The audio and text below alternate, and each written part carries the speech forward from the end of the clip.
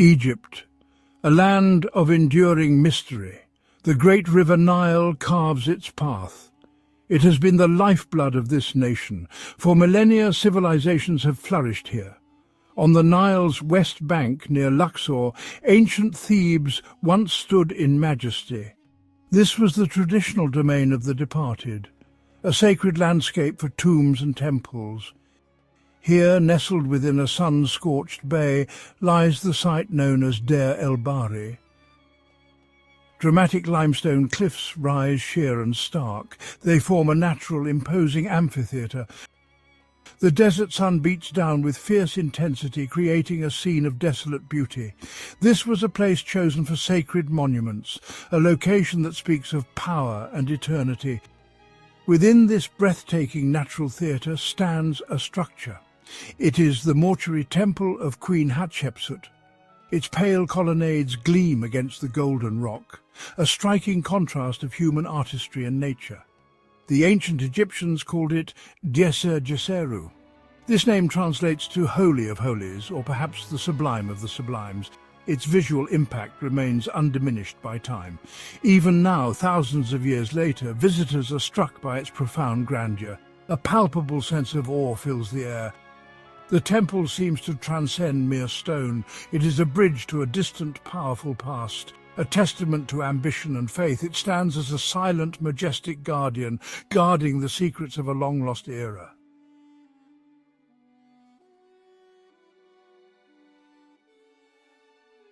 The mortuary temple of Hatshepsut is rightly famed. It is considered a masterpiece of ancient architecture. Its design was revolutionary for its time, breaking from many established traditions. The architect Senenmut showed great ingenuity. He created a structure of enduring beauty, one that harmonizes perfectly with its surroundings, a building that seems to grow from the cliffs. The temple is arranged on 3 ascending terraces. These broad courts are linked by central ramps. Graceful colonnades line the facades of each level, creating elegant patterns of light and shade. This terrace design was a bold innovation. It allows the temple to merge with the cliff face. It appears almost as a natural extension of the rock, a truly inspired and breathtaking architectural vision. Constructed primarily from gleaming white limestone, the temple would have shone brilliantly under the sun. Its construction was a monumental undertaking, requiring vast resources and skilled labor.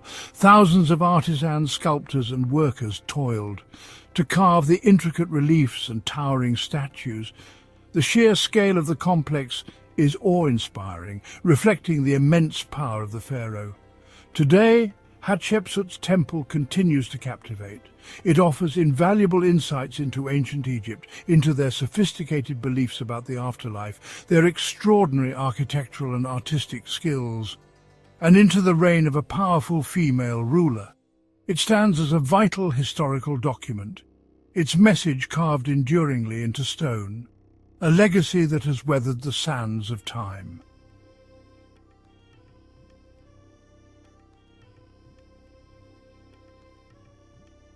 The magnificent temple did not spring into existence overnight. Its construction began early in Hatshepsut's reign, likely around her 7th regnal year, circa 1473 BCE. This was a period of stability and growing ambition. Hatshepsut, now firmly established as pharaoh, sought to leave an indelible mark on Egypt's sacred landscape. A monument that would speak of her power and piety, a structure to rival those of her male predecessors. The vision for Djeser is often credited to one man, Senenmut, Hatshepsut's trusted steward and architect. He was a figure of immense influence and talent, overseeing many of the Queen's most ambitious projects. Some scholars suggest a close personal relationship beyond that of a queen and her loyal official. His genius lay in understanding Hatshepsut's desires and translating them into breathtaking architectural reality. The choice of Deir el-Bahri was deeply significant. This bay in the Theban cliffs already held sacred importance. It was adjacent to the mortuary temple of Mentuhotep II, a revered pharaoh from the Middle Kingdom. Hatshepsut consciously linked herself to this great unifier. The site was also considered sacred to the goddess Hathor, a powerful deity associated with love, beauty, and the afterlife. This location provided a dramatic, almost theatrical backdrop. The scale of the undertaking was truly monumental. It was to be a temple unlike any seen before in Egypt. Vast resources were marshalled for its creation. Labor, materials, and artistic skill were all required. Hatshepsut was not merely building a temple. She was crafting a powerful statement of her divine right. Her legitimacy as pharaoh would be carved into its very stones, a legacy intended to endure for all eternity.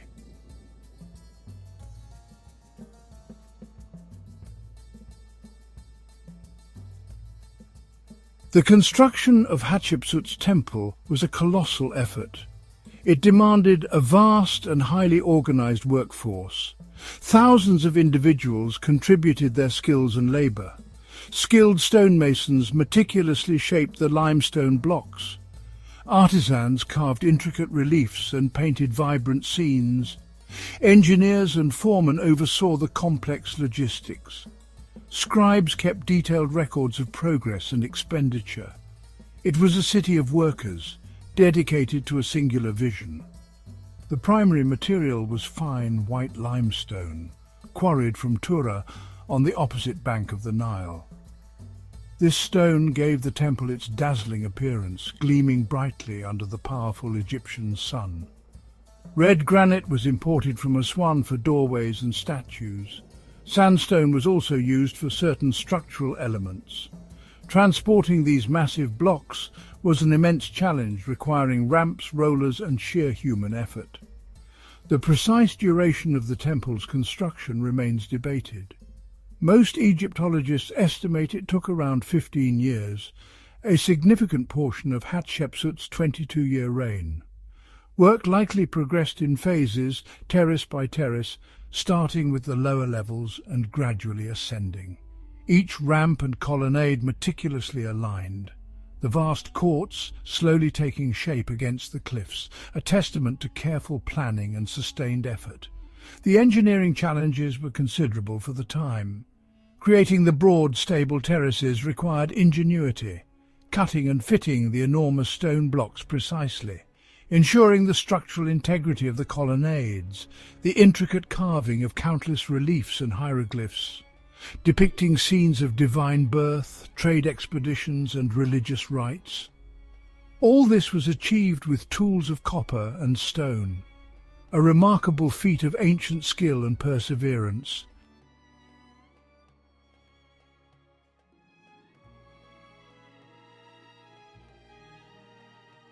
Hatshepsut's temple housed shrines dedicated to key deities, integrating her mortuary cult with Thebes' religious landscape.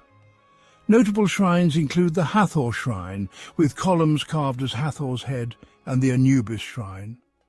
The Amun-Ra sanctuary on the uppermost terrace featured exquisite painted reliefs. These shrines ensured divine favor for Hatshepsut in her afterlife.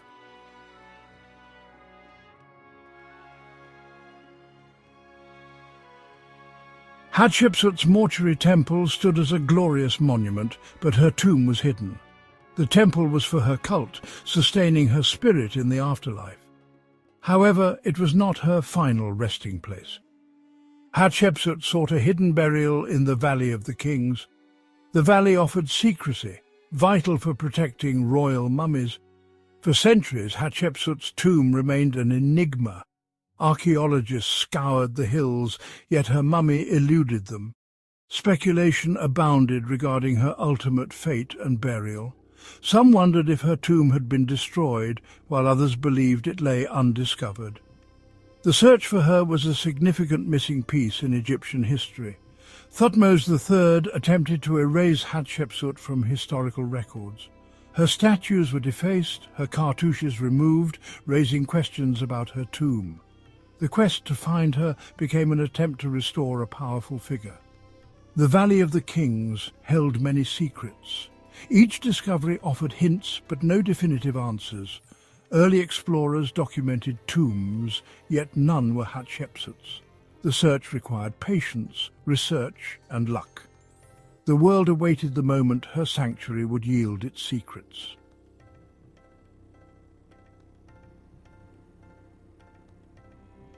The quest to identify Hatshepsut's mummy was reignited in the early 21st century. Dr. Zahi Hawass spearheaded a new initiative to locate missing royal mummies. Hatshepsut was high on the list of priorities. The team focused on 2 female mummies in KV-60. One was in the Cairo Museum, the other still in KV-60. Could one of these anonymous women be the lost queen? The investigation began with modern technology. The mummy in KV-60 was brought to the Cairo Museum. Both mummies underwent CT scans. The scans revealed crucial details. One mummy, KV-60A, was elderly and missing a molar. The other, KV-60B, was Hatshepsut's royal wet nurse. A wooden box inscribed with Hatshepsut's cartouche was found. Inside was a single mummified molar tooth. The CT scan of KV-60A revealed an empty tooth socket. The tooth from the box was a perfect fit. In June 2007, it was announced that KV-60A was Hatshepsut. The discovery was a major archaeological triumph. Hatshepsut's remains were finally given their royal due.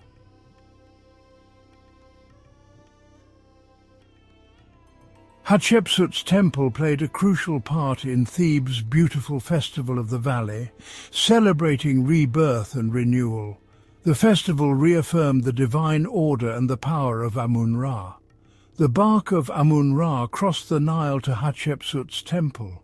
Special rituals honored Amun-Ra and Hatshepsut.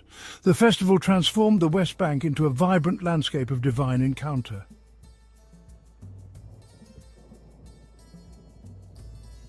The sacred life of Hatshepsut's temple was not confined to grand annual festivals.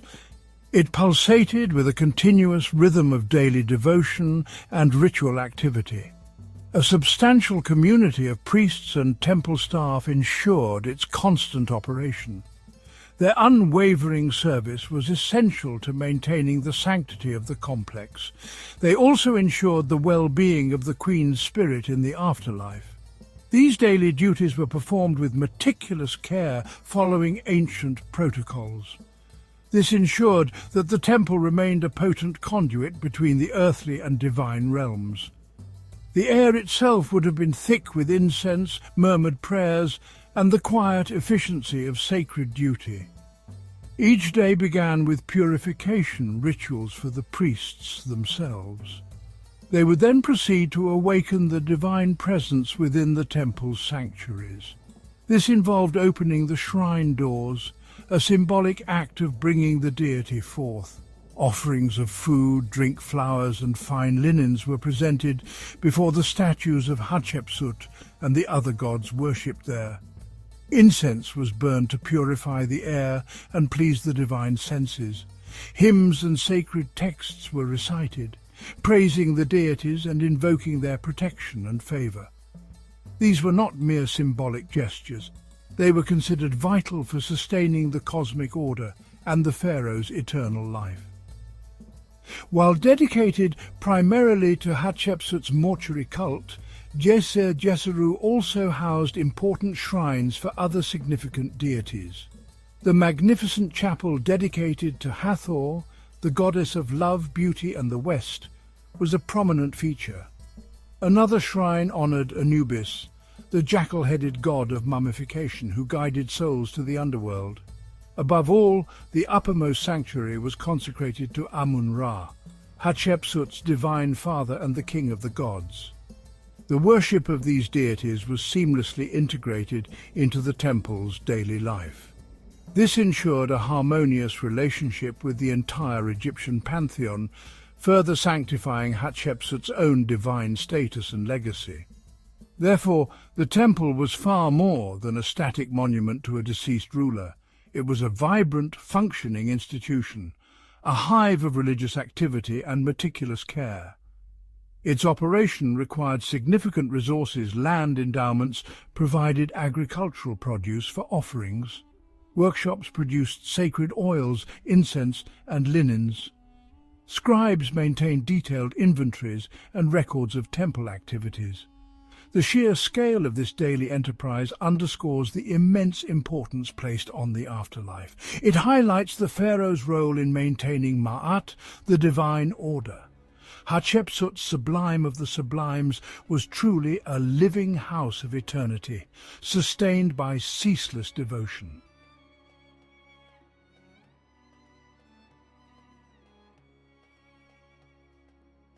After Hatshepsut's reign, Thutmose III took power. He began erasing her memory from records. Statues were defaced, names removed. Her temple bore the brunt of this campaign. The reasons remain debated by historians, but the impact on her legacy is clear.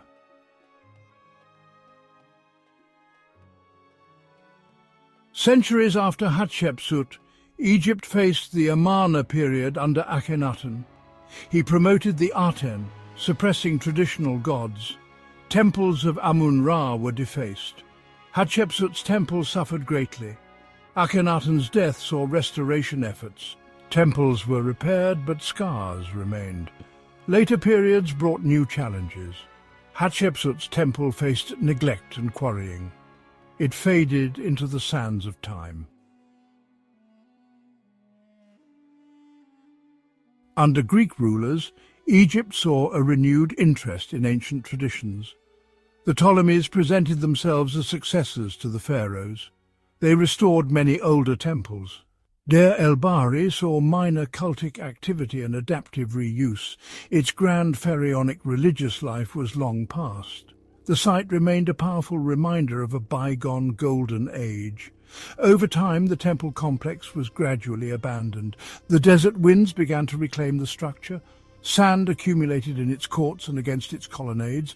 The vibrant paint on its reliefs faded under the relentless sun. The precise details of its decline into ruin are scarce. Its original function as a mortuary temple ceased. The ancient gods fell silent within its once hallowed halls. With the spread of Christianity, many ancient temples were repurposed.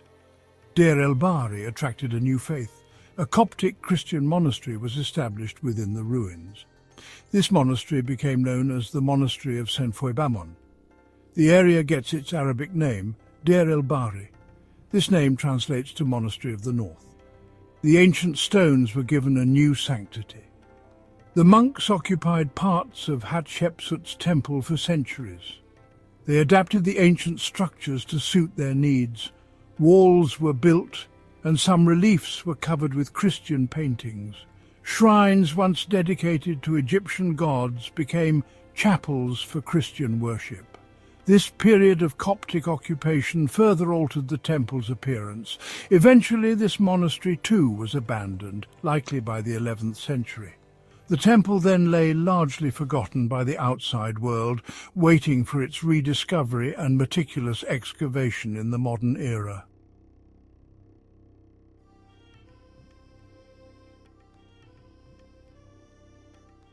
For centuries, Hatshepsut's temple lay hidden, obscured by desert sands and later structures.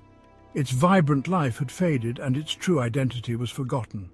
Local inhabitants knew of the ruins, but their splendor remained concealed.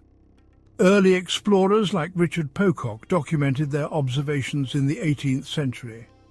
Napoleon's expedition and later scholars like Champollion and Lepsius recognized its significance. Their work laid the foundation for future research, bringing ancient Egypt to a global audience. The stage was set for systematic efforts to unveil its buried secrets.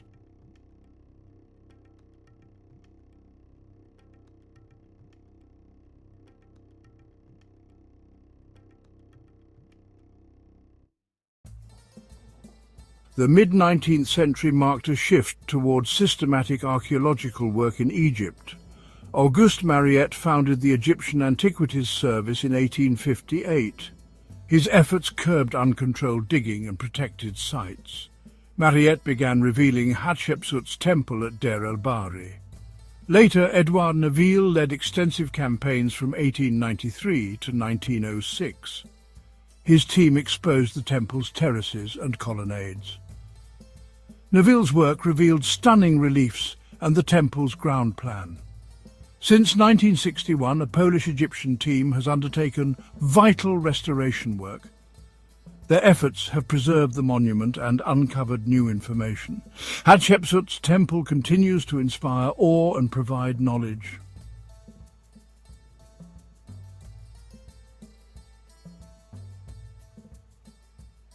The mortuary temple of Hatshepsut, Djeser, stands as a singular achievement, a radiant beacon of ancient architectural ingenuity. Carved into the dramatic Deir el-Bahri cliffs, its beauty remains undiminished. The dream of a remarkable female pharaoh brought to life in stone. Her ambition and connection to the divine resonate from every colonnade, a monument without precise parallel in Egyptian heritage. The harmonious design attributed to Senenmut speaks of a deep understanding of landscape, a testament to an era of peace, prosperity and artistic expression. Its ascending terraces continue to draw the eye and spirit upwards. The journey of this magnificent temple through time is a compelling narrative. It tells a story of grandeur, faith, turmoil and rebirth. From its sacred foundation, it served its queen and the gods of Egypt. Its courts once echoed with the beautiful festival of the valley. Its sanctuaries witnessed the quiet reverence of daily rituals. Then Thutmose III's proscription fell upon its walls, attempting to erase a queen. Later, Akhenaten's reign left its own distinct marks. Centuries of fading light and encroaching desert sands followed, yet the spirit of Djeser endured through all these trials. The rediscovery and excavation unveiled its long-hidden splendor. Early explorers and archaeologists brushed away the debris of centuries. Their efforts revealed the full majesty of its design and reliefs. The soul of Djeser was brought back into the light. Today, international collaborations continue the crucial work. Teams conserve its fragile narratives and reconstruct sections. They piece together the story of Hatshepsut and her era. The temple remains a living archive of ancient Egyptian culture. The mortuary temple of Hatshepsut transcends its identity as an archaeological site. It is a place of profound cultural and historical significance. Visitors from around the world walk its courts with awe. They hear echoes of a sophisticated ancient civilization. The temple stands as an enduring monument to human ambition.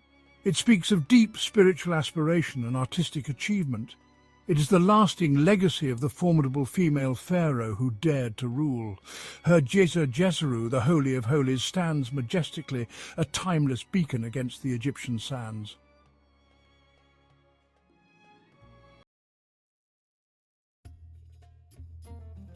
In the deserts of Egypt, a kingdom rose by the Nile, ruled by pharaohs seen as divine. But one man, Akhenaten, dared to defy the gods. He declared all gods false, worshipping only the Aten, the sun disk. His vision shattered tradition, forever changing Egypt's destiny. Akhenaten's revolution was not just of faith, but of art. He shattered centuries of tradition, replacing idealized pharaohs with deeply personal, almost alien images of himself. The Amarna style revealed the royal family in intimate human moments, radical for its time. Akhenaten's art remains a riddle, challenging the very idea of perfection. Akhenaten's reign lasted only 17 years. It was a brief, brilliant and chaotic period in Egypt's long history. After his death, the backlash was swift and ruthless. The powerful priests of the old gods, who had been cast out and stripped of their wealth, returned to power with a vengeance. They sought to erase every trace of the heretic king and his singular god from history. His temples were torn down, his statues were smashed, and his name was chiseled from monuments across the land. He was branded the enemy in official records, his memory systematically purged from the annals of Egypt. For nearly 3,000 years it was as if Akhenaten had never existed.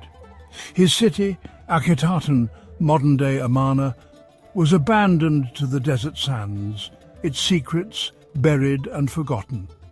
The pharaohs who followed, including his own son, Tutankhamun, participated in this campaign of damnation, restoring the old pantheon and turning their backs on the Aten. History was rewritten, and the king who dared to dream of one god vanished into the shadows. He became a ghost, a half-remembered nightmare in the story of Egypt. His revolution seemingly a complete and utter failure, swallowed by the desert. It was not until the 19th century that his story began to resurface. Archaeologists digging in the ruins of Amarna started to uncover the fragments of his lost world. They found the strange statues, the intimate family portraits, and the hymns to the sun god. Slowly, painstakingly, the puzzle of this forgotten pharaoh was pieced back together. The discovery sent shockwaves through the world of Egyptology and beyond. Here was a figure who seemed impossibly modern, a proponent of monotheism long before it became a dominant force in the Western world. He was a historical enigma. Today, Akhenaten remains one of history's most compelling and controversial figures. Was he a divinely inspired visionary, the world's first monotheist who was simply born ahead of his time? Or was he a despotic tyrant whose radical ideas plunged his empire into chaos and decline? His life continues to fuel intense debate among historians, archaeologists and theologians. His legacy is found not only in the sands of Egypt but also in modern culture, where he has been reimagined in operas, novels and films. The king who was so thoroughly erased from history now captivates the modern imagination more than ever before.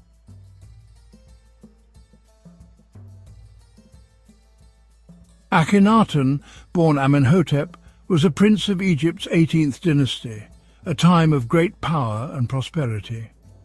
His father, Pharaoh Amenhotep III, ruled during Egypt's zenith. The young prince grew up in Thebes, surrounded by luxury. His mother, Queen Tyre, was a powerful influence.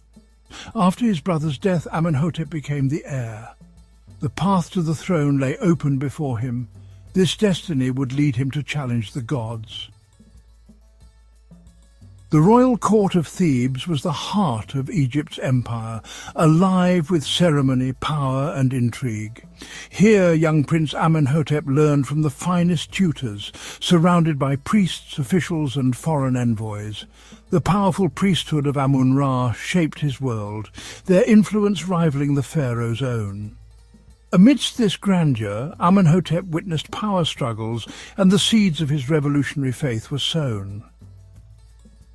The education of a future pharaoh was rigorous, blending statecraft, theology and military training. Amenhotep learned sacred texts, rituals and the art of rule, walking the halls of Karnak and Luxor. Yet, amid tradition, he developed a personal, spiritual curiosity, questioning the old gods and seeking a direct connection to the sun. A quiet revolution began within. As Prince Amenhotep came of age, Egypt was thriving, shaped by new ideas and international exchange. Inspired by his father's devotion to the sun god Aten and his mother Queen Tia's influence, the young prince envisioned a radical new path. Soon he would become Akhenaten, ready to transform Egypt forever. Upon his father's death, Amenhotep IV became pharaoh, ruling from Thebes and honouring Amun with grand rituals and building projects. Outwardly, he upheld tradition, but quietly his devotion shifted to the Aten. He built a temple to Aten beside Karnak, challenging the powerful priesthood of Amun. The stage was set for a dramatic clash between old gods and a new vision for Egypt.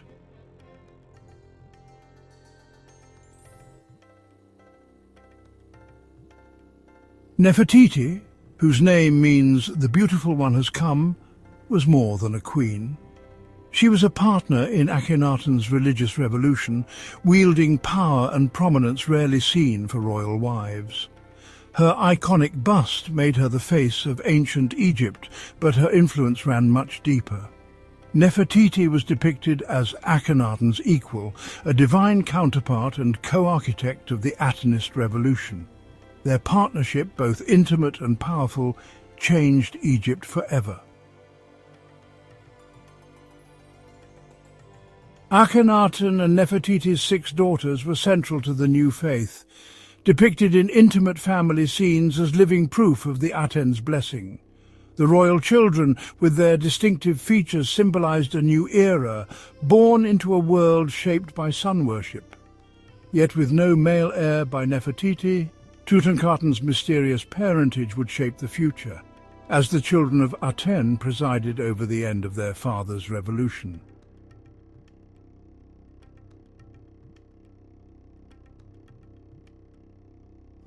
For millennia, Egypt's spiritual landscape was rich and complex, teeming with gods and goddesses who governed every aspect of existence. Gods like Ra, Osiris, Isis and Horus were central figures. The pharaoh was the chief high priest, the sole intermediary with the gods. This system, built on tradition, myth and ritual, was the bedrock of Egyptian civilization. At Akhenaten's birth, Amun-Ra was the most powerful deity, with immense wealth and political power. This deeply entrenched religious world was built on centuries of tradition. To challenge this system was to attack the foundation of Egyptian identity.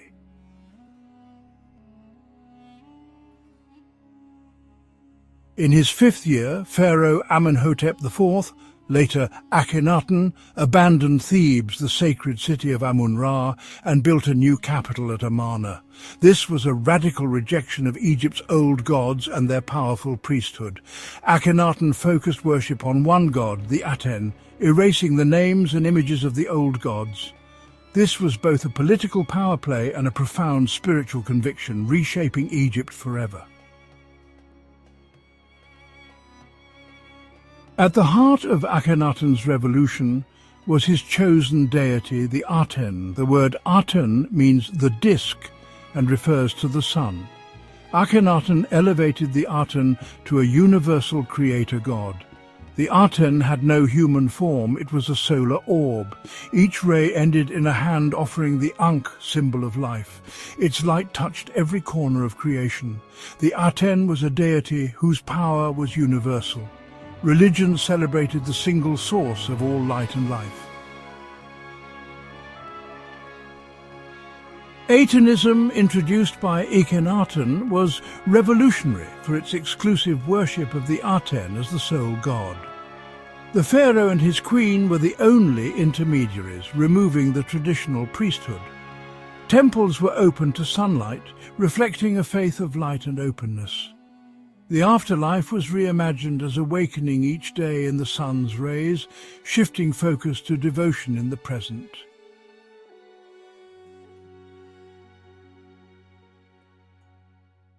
Akhenaten carved out a unique role for himself in Atenism. He was the one and only prophet of the Aten. The Aten revealed its will only to Akhenaten. This made him the sole teacher of the new faith. He was the living word of his God on earth. To know the Aten, one first had to know Akhenaten. Worship of the god became linked with devotion to the king. The great hymn to the Aten cemented his position. Akhenaten's death left Atenism without its prophet. The entire structure was destined to collapse without him.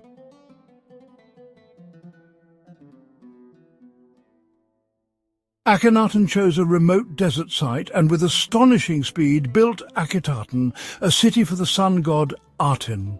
Tens of thousands of workers used small talatat blocks, raising temples and palaces in record time. At its heart stood the great Aten temple, open to the sun, filled with offering tables.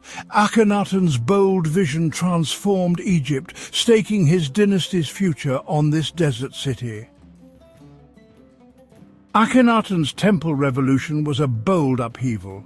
He closed Egypt's old temples, seizing their wealth to build his new city, Akhenaten, and open-air temples for the Aten. These new temples were roofless, flooded with sunlight, and open to all. Worship became a public spectacle, led by Akhenaten and Nefertiti, celebrating the Aten in the brilliant light of the sun. Atenism sparked a dramatic transformation in Egyptian art, breaking from centuries of tradition. Akhenaten demanded a new art for his new god, leading to the expressive Amarna style. Pharaohs were now shown with unique, unconventional features, defying old ideals. Art depicted intimate royal family moments, revealing a new humanity. This revolutionary style became a visual language for Akhenaten's faith, forever changing Egyptian art.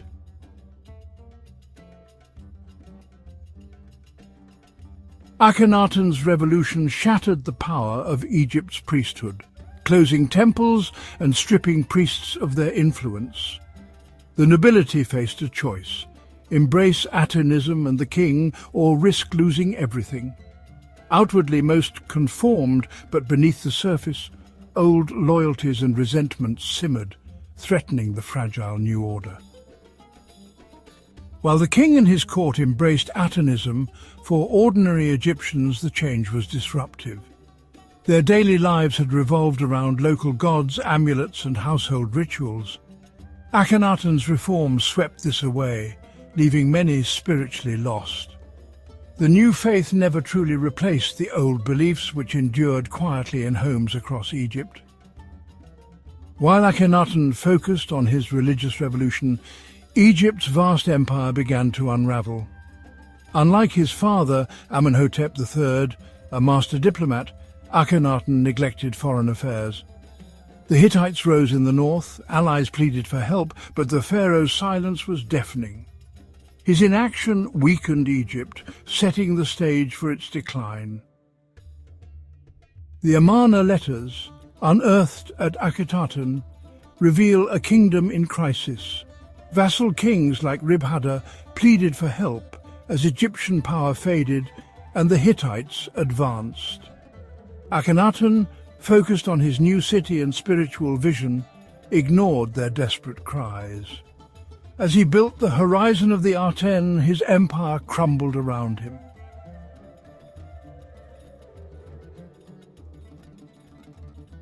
The final years of Akhenaten's reign are shrouded in mystery. Was there a co-regency? Some evidence points to Sneferu, a shadowy figure who briefly shared the throne. Others believe Akhenaten's powerful wife Nefertiti ruled as co-pharaoh, possibly even disguised as a man. This period of shared rule marks a chaotic, uncertain chapter as Egypt's revolutionary dynasty began to unravel.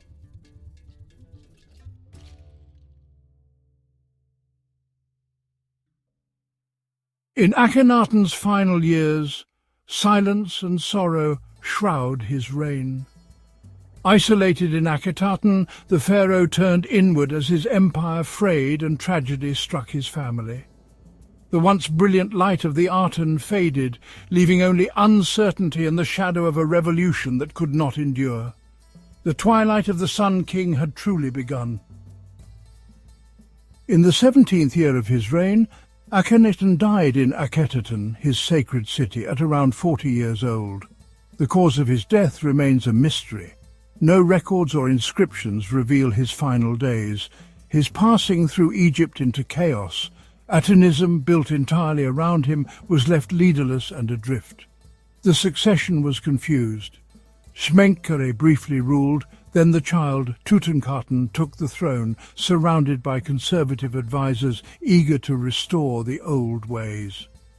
Akhenaten's death marked not just the end of a life, but the collapse of his radical vision. The forces of tradition surged back, ready to erase his legacy. The horizon of the Aten faded into darkness, and Egypt braced for a return to the old gods. Akhenaten's tomb, carved in the cliffs of Akhenaten, was a monument to his faith, adorned with images of the royal family worshipping the Aten. But soon after his death, the tomb was desecrated, not for gold, but to destroy his afterlife, smashing his sarcophagus and erasing his name. His mummy vanished, likely moved to Thebes and reburied in the anonymous tomb KV 55, stripped of honor and ceremony. Modern DNA analysis confirms the remains in KV-55 are Akhenaten's, cast out, hidden and condemned. His memory was systematically erased, his revolution buried for millennia.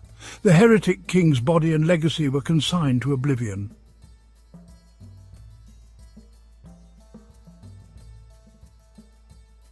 With Akhenaten gone, power shifted to Ai and Horemheb, who swiftly reversed his revolution.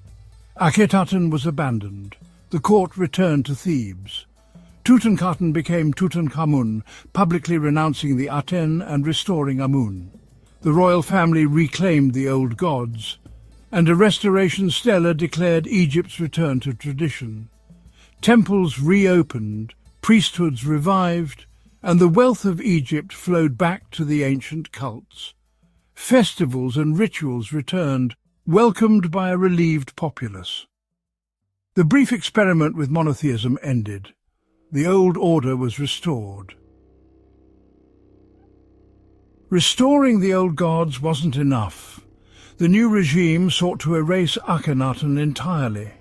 His images and names were chiseled from monuments, his temples dismantled, and his reign omitted from king lists. Akhenaten was abandoned, its stones scavenged, its memory buried. For 3,000 years, Akhenaten vanished from history, his revolution swallowed by silence. Later, Egyptians knew nothing of the heretic king or his god. The old gods triumphed, and Akhenaten's legacy was annihilated. After Akhenaten's death, Egypt's new rulers restored tradition and military strength, erasing his reforms. His religious revolution collapsed. His city and art were abandoned, his policies blamed for chaos and weakness. The resilience of Egyptian tradition proved too great for one man's vision to overcome. Yet Akhenaten's attempt at monotheism was a bold leap, centuries ahead of its time. Though branded a failure and erased, his radical questions lingered, waiting to be rediscovered. The echo of his vision survived, dormant beneath the sands.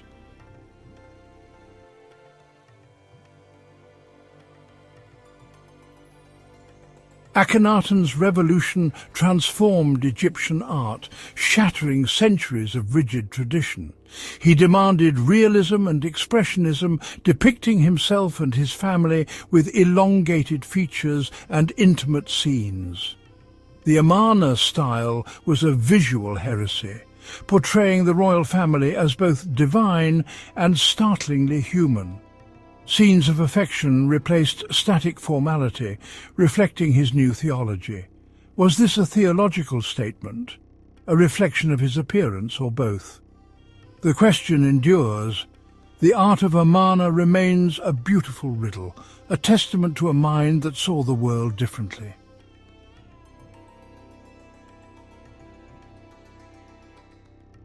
The bizarre and distinctive way Akhenaten chose to have himself depicted has led to endless speculation about his physical health. Could the strange features seen in his statues and reliefs, the elongated head, the feminine hips, the potbelly, be symptoms of a medical condition?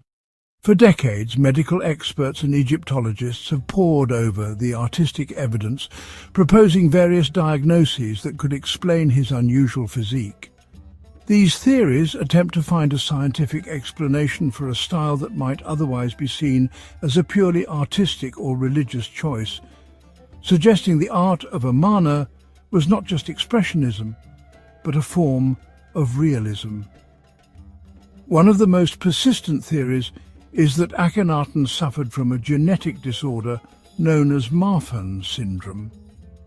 This condition affects the body's connective tissue and can result in elongated limbs, a long face, and other skeletal abnormalities that bear a striking resemblance to the pharaoh's depictions. Another prominent hypothesis suggests he had Froehlich's syndrome, a disorder of the endocrine system that can cause obesity, underdeveloped genitals, and feminine fat distribution.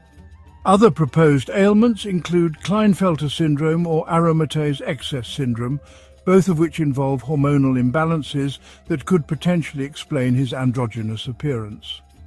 These medical theories are fascinating, but they remain highly speculative and controversial. A key problem is that they rely entirely on artistic representations, which were themselves subject to stylistic convention. The Amarna style was applied not just to Akhenaten, but to his entire family, and even to members of his court, making it unlikely that they all shared the same genetic disorder. It's more probable that the art style was an ideological choice, exaggerating certain features to create a specific theological image. The king's unique body was a symbol, not just a set of symptoms to be diagnosed thousands of years later. The debate was seemingly put to rest by modern science. DNA analysis of the mummy found in tomb KV55, widely identified as Akhenaten, has so far failed to find conclusive evidence for Marfan syndrome or other related genetic conditions. While the skeleton does show an elongated skull, this could have been the result of artificial cranial deformation, a practice of intentionally shaping the head in infancy, or it could simply be a natural familial trait. Without definitive proof, the idea that Akhenaten suffered from a specific illness remains an intriguing but unproven theory, leaving the mystery of his appearance open to interpretation.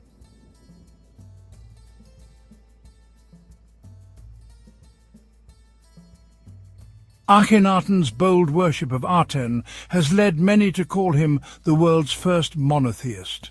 His vision of a single universal God echoes in Judaism, Christianity, and Islam. While direct links are debated, the parallels are striking. Akhenaten's story stands as a powerful early leap toward monotheism in human history.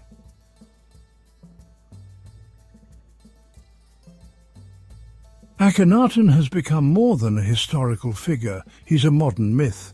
His story of rebellion, faith and tragedy inspires artists, writers and dreamers. From operas to novels, he's cast as hero, prophet or outcast. The heretic king's legacy endures, forever captivating the imagination.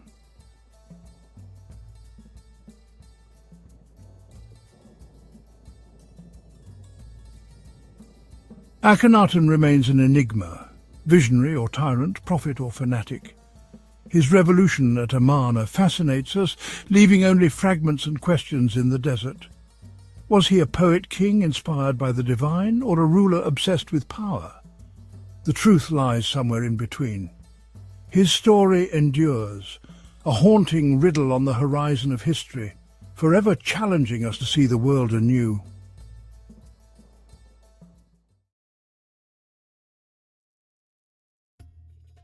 In the grand tapestry of ancient Egyptian history, a few names shine with an exceptional brilliance, casting long shadows across the millennia. One such name is Sneferu. He was a monarch who stood at the very beginning of what many consider Egypt's golden age. As the first pharaoh of the Fourth Dynasty, a period of unprecedented peace and prosperity, Sneferu's reign marked a pivotal moment. It was a time of immense cultural and architectural transformation. His rule laid the very foundations upon which his successors would build, creating a legacy that would echo through eternity. The name Sneferu itself offers a window into the character of the king and the values of his era. In the ancient Egyptian language, his name translates to "he of beauty" or "to make beautiful." This was not merely a title, but a declaration of intent, a mission statement for his reign. Sneferu sought to bring perfection and order, ma'at, to the world around him. This ambition showed up in administration and governance, and most spectacularly in the colossal stone monuments he commissioned. His reign heralded the start of the Fourth Dynasty, a lineage of kings who would oversee the zenith of the Old Kingdom. This period is remembered for monumental construction, especially the Great Pyramids. Sneferu was the patriarch of this dynasty of giants. He was the father of Khufu, the builder of the Great Pyramid of Giza. But before Khufu could build his wonder, Sneferu had to master pyramid building first. He embarked on a journey of trial and error on an astonishing scale. In this exploration of Sneferu's life, we will journey back over 4,500 years. We will uncover the story of the man behind the monuments. We will examine his family. We will trace his rise to power. We will estimate the length of his influential reign. We will delve into the architectural evolution under his watch. Meidum, the bent pyramid, the red pyramid. We will also investigate his foreign policies.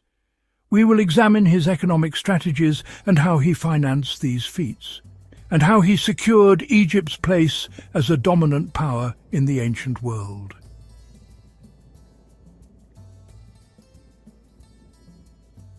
Before Sneferu, the royal tomb of a pharaoh was typically a step pyramid.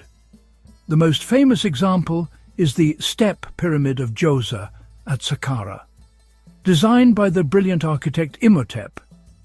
This earlier structure was essentially a series of stacked mastabas, rectangular tombs, one on top of the other, creating a stairway to the heavens. While revolutionary, it was not the smooth geometric shape we associate with the classic pyramid. Sneferu inherited this tradition but was not content to simply replicate the past. He harboured a far grander vision that would require immense resources and daring innovation. His ambition? To create a true, smooth-sided pyramid. To be a perfect gleaming structure representing the primordial mound and the sun god Ra. This was a monumental challenge in design and in logistics. No one had attempted such a feat before. It demanded rethinking construction, starting with quarrying, transporting massive stone blocks, calculating precise angles for stability. Sneferu's reign became a laboratory of architectural experimentation, successes, failures. Throughout this documentary, we will examine his building program. We begin at Meidum, an existing step pyramid transformed, possibly catastrophically collapsed. Then to Dashur, the royal necropolis, the bent pyramid, a visible change in engineering plans midway through construction. Builders grappling with structural instability. Finally, the red pyramid, his ultimate masterpiece, the world's first successful, true, smooth-sided pyramid, a testament to Sneferu's persistence and decades of architectural evolution. It secured his legacy. It provided the blueprint for his son Khufu to build the Great Pyramid of Giza. Join us as we piece together the story of Sneferu, the king who learned from his mistakes and perfected the pyramid.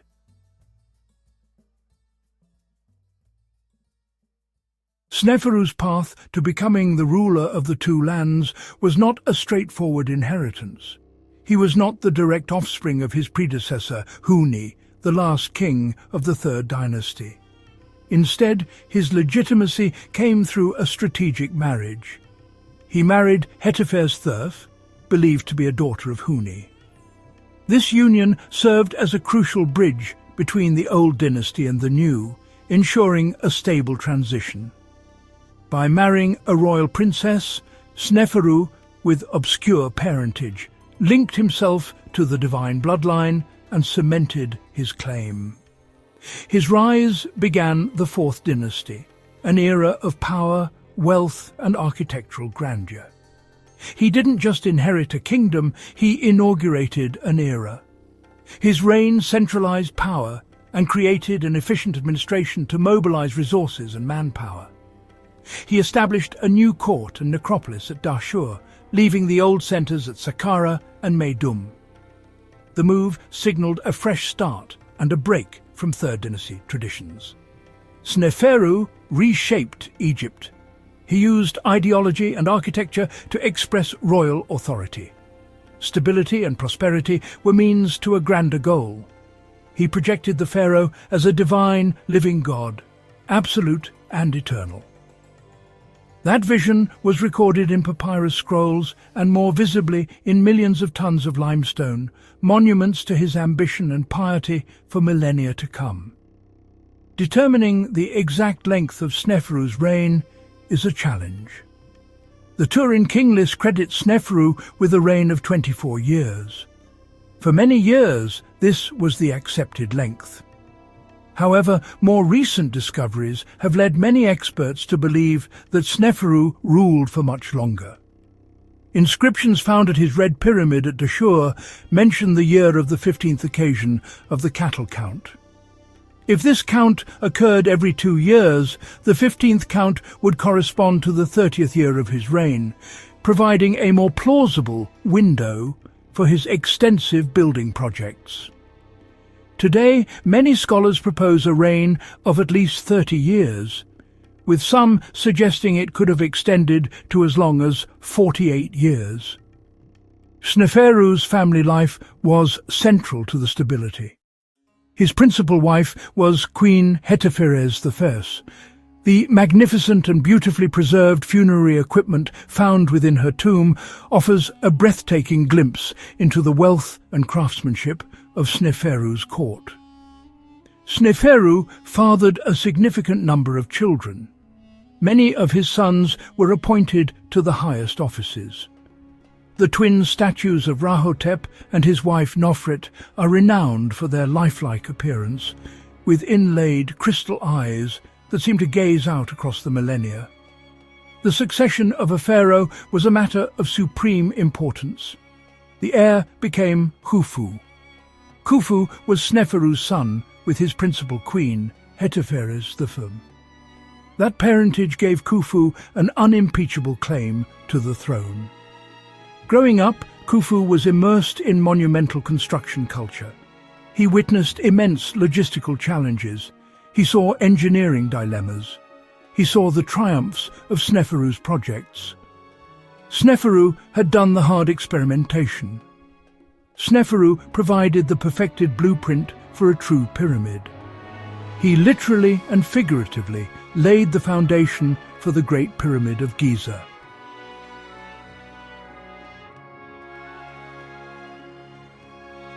Sneferu's architectural journey began at Maidum. A mysterious, dramatic structure dominates the desert. The Maidum Pyramid today looks like a colossal stone tower ringed by a mountain of rubble and sand. It likely began as a step pyramid by Huni. Sneferu took over and enlarged it, then attempted to fill the steps with packing stones and encase it in polished Tura limestone. But something went terribly wrong at Maidum. One of the leading theories points to a fundamental design flaw. They built the outer casing on an unstable foundation of sand. This structural instability would have been a disaster waiting to happen. Whatever the true cause and timing, Maidum was a failure, but it was a crucial failure from which Sneferu would learn important lessons. It was the first major experiment in learning how to build a perfect pyramid. Having learned from the disaster at Maidum, Sneferu moved his building operations north to Dashur. Here he began his second great pyramid, the Bent Pyramid. This pyramid is unique for its distinctive change in angle partway up its height. The lower section rises at a steep and ambitious angle of 54 degrees. However, about halfway up, the builders made a sudden and dramatic change. The angle of incline was abruptly reduced to a much safer and more gentle 43 degrees. The most widely accepted theory is that the steep initial angle was proving to be structurally unstable. Cracks likely began to appear in the walls. Faced with the very real possibility of a second collapse, the architects made the pragmatic decision to reduce the angle. The Bent Pyramid is remarkable because it is one of the best preserved pyramids, retaining a large portion of its original polished limestone casing. This gives us a fantastic impression of how these ancient monuments would have originally looked. After the near failure of the bent pyramid, Sneferu was not deterred. He immediately commissioned a third and final Great Pyramid. The Red Pyramid would be the culmination of his life's work. For the Red Pyramid, they chose a safe, shallow angle of 43 degrees from the start, the same successful angle used for the bent pyramid's top portion. That conservative angle ensured incredible stability. The Red Pyramid rises to a height of 105 meters, making it the third largest pyramid in Egypt. It is surpassed only by the Pyramid of Khufu and by the Pyramid of Khafre. Its construction represents the moment engineers finally mastered true pyramid building. The Red Pyramid is a testament to Sneferu's persistence. It was the world's first successful, large-scale, smooth-sided, true pyramid, and it became Sneferu's final resting place.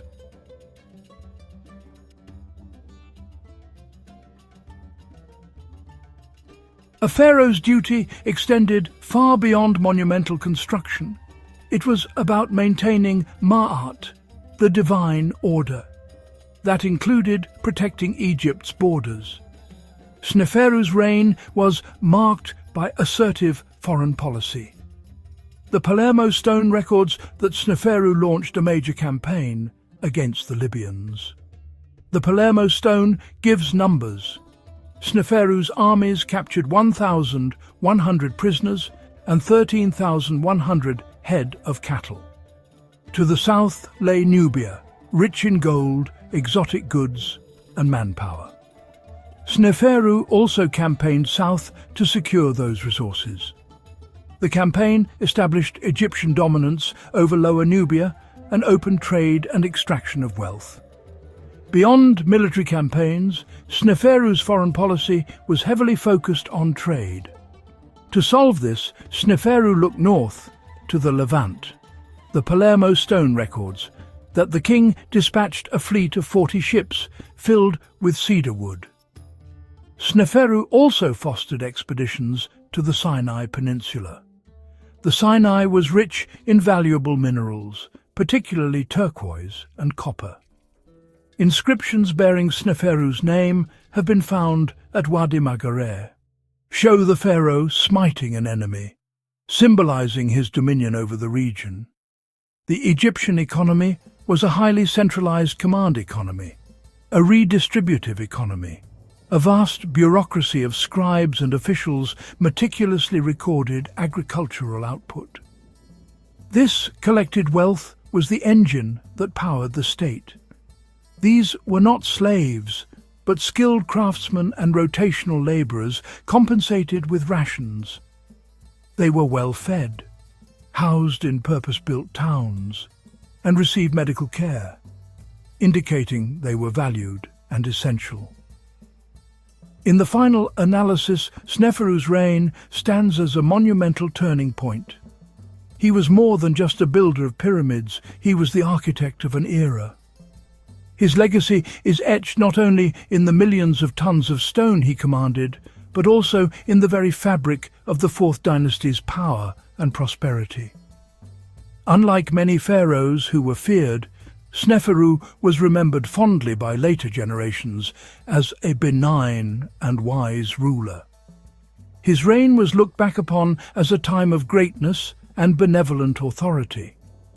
He bequeathed to his son, Khufu, not just a perfected pyramid design, but a kingdom at the absolute zenith of its strength.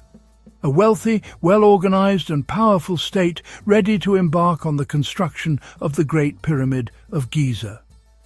He was the king who mastered the pyramid, the father of the most powerful dynasty of the Old Kingdom, and the visionary who laid the foundations upon which the very pinnacle of Egyptian civilization was built, securing his place as one of the most important and impressive pharaohs ever to rule the land of the Nile.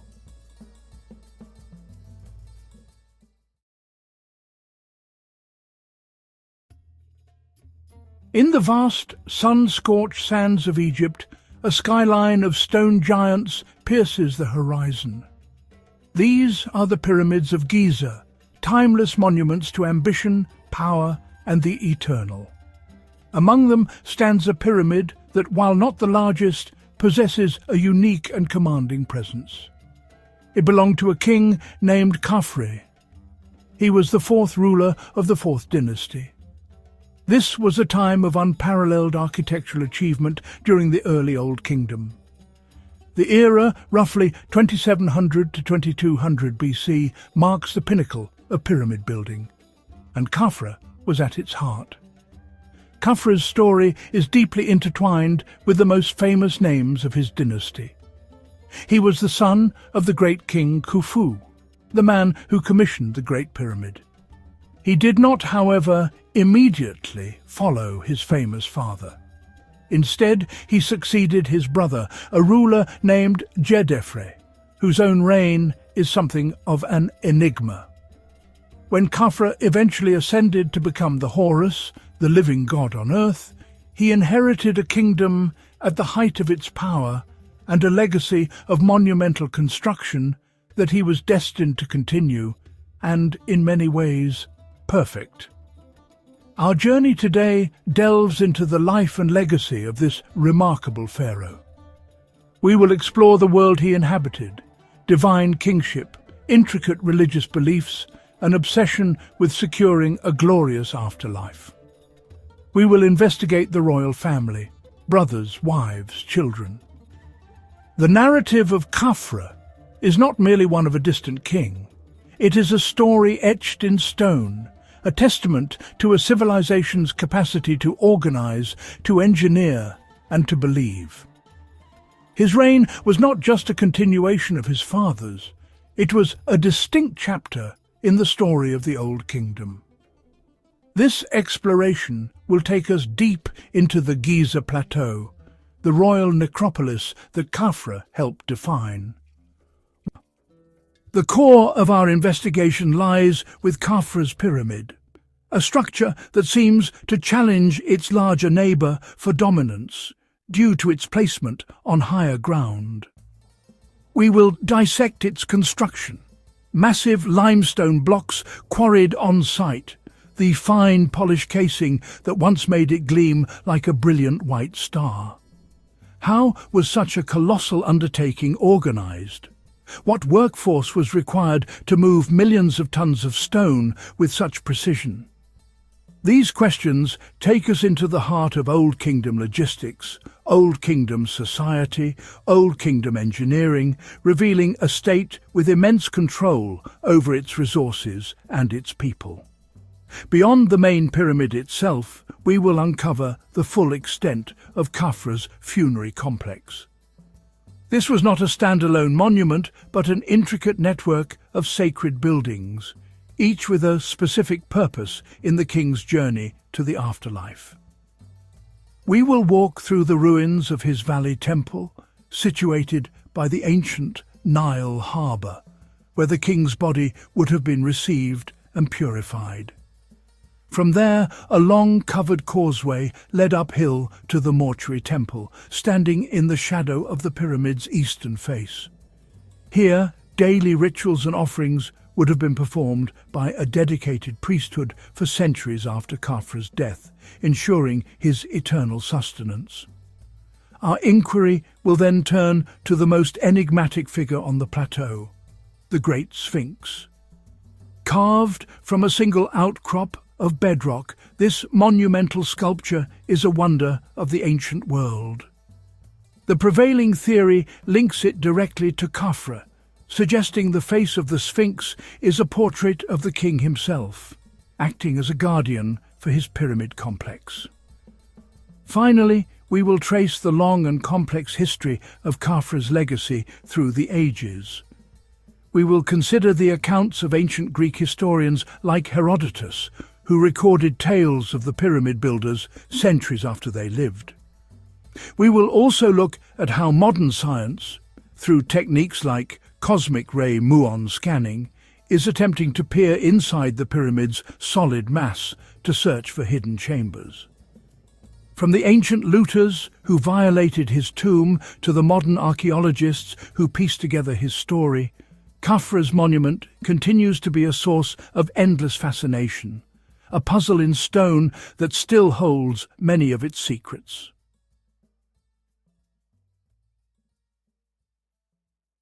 To understand Khafra, we must first understand his bloodline. He was born into the very heart of Egypt's most powerful family, the royal house of the Fourth Dynasty. His father was none other than Khufu, the pharaoh whose name is synonymous with the Great Pyramid of Giza, the largest and most ambitious construction project of the Old Kingdom.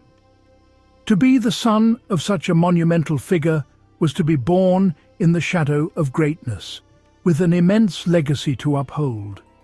His mother is believed to be Queen Hatshepsut, one of Khufu's wives.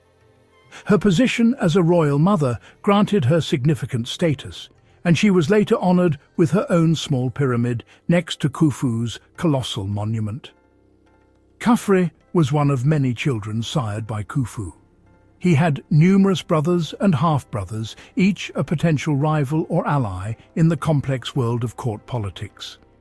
Among his most notable siblings was his elder half-brother, Djedefre. Djedefre took the throne immediately after their father's death. This shows succession wasn't simply eldest son inheritance. The sons of Khufu's various queens competed for who would wear the double crown of Upper and Lower Egypt. Another important brother was Kawab, once considered Khufu's eldest son and heir apparent. Kawab predeceased his father, opening the way for others to claim the throne. Khafra also had sisters, who were key figures in consolidating power through marriage. Royal women were vital links in the chain of legitimacy. Their unions helped solidify bonds between branches of the royal family. He grew up surrounded by his father's pyramid, a constant, overwhelming reminder of royal duty. He would have been educated as a prince, trained in governance, religion, and warfare. He learned that kingship was a divine mandate to maintain Ma'at, truth, justice, and cosmic harmony. His family was the vessel of that divine power, and his place within it set him on a path to become master of Giza himself.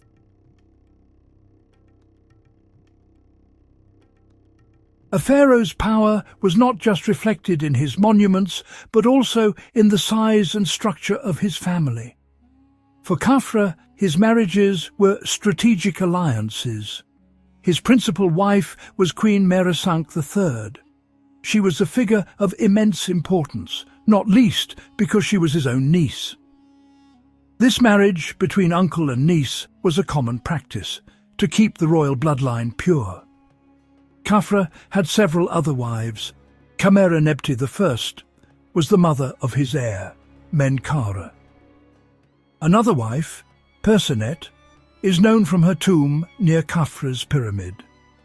From these unions, Khafra fathered a considerable number of children, at least 12 sons and 3 daughters.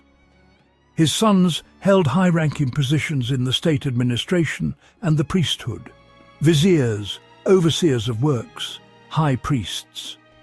The entire royal household was a complex and carefully managed institution. It was the engine of the dynasty, reinforcing the divine nature of the king. Khafra's family was not just a personal matter, it was the foundation of his state. Khafra's path to kingship was not immediate. Upon Khufu's death, the throne passed to his brother Djedefre. Djedefre broke with dynasty tradition. He built at Abu Rawash, not Giza. Some see a family dispute, others see religious motives.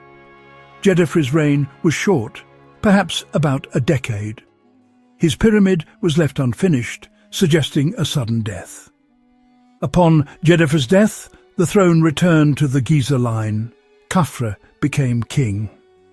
Khafra's succession reconnected the dynasty to Khufu and to Giza.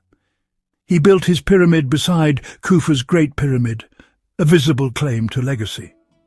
Ancient sources claim 66 years, Likely an exaggeration. Archaeological dating, inscriptions marking cattle counts, point to about 24 to 26 years. As pharaoh, Khafra was more than a mere mortal king. He was considered a living god, the earthly incarnation of the Falcon god Horus. His Horus name was User-ib, strong of heart. His throne name, Khafra, means he appears like Ra. It linked him explicitly to the rising cult of the sun god. Khafra presided over a highly centralized, efficient state. He commanded the nation's economy. He commanded its labor. He commanded its resources. That control made the Giza monuments possible. He commissioned works elsewhere. His name appears at Byblos, evidence of long-distance trade and diplomacy. He secured raw materials like high-quality timber for the Bronze Age economy. His reign wasn't just his father's continuation. It was the confident, masterful expression of a king at the zenith of his power.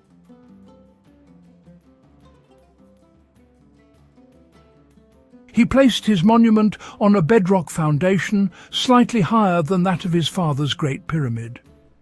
This clever positioning creates a powerful optical illusion. From many vantage points, Khafra's pyramid appears to be the taller of the two.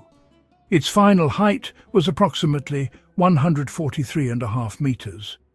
What truly sets Khafra's pyramid apart is its steeper angle of incline. This steeper slope contributes to its illusion of greater height.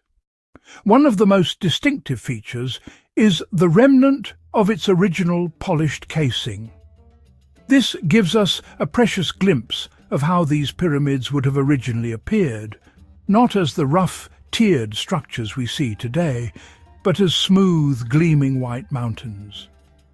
When the sun struck this polished surface, the pyramid would have shone with a brilliant divine light. The capstone may have been gilded with electrum, catching the first and last rays of the sun. The core of Khafra's pyramid is a testament to Old Kingdom efficiency, built from huge limestone blocks quarried on the Giza plateau. The builders carved the first two courses directly from the living bedrock. First, it made an incredibly solid, level base. Second, shaping the bedrock saved huge amounts of labor and material. Over the rough core, they laid a casing of fine white Tura limestone. The lowest casing course was red granite from Aswan. The material mix was structural and aesthetic, meant to inspire awe. The exact method is still debated. Most accepted theory, ramps. Regardless of design, immense human effort was required. Teams hauled heavy blocks on wooden sledges up ramps. Unlike the complex interior of his father's Great Pyramid, Khafra's pyramid is far simpler. The pyramid has two separate entrances. This dual-entry design has puzzled Egyptologists. Both entrances lead to descending passages.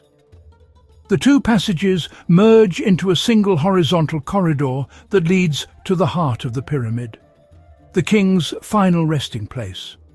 The burial chamber itself is a masterpiece of engineering.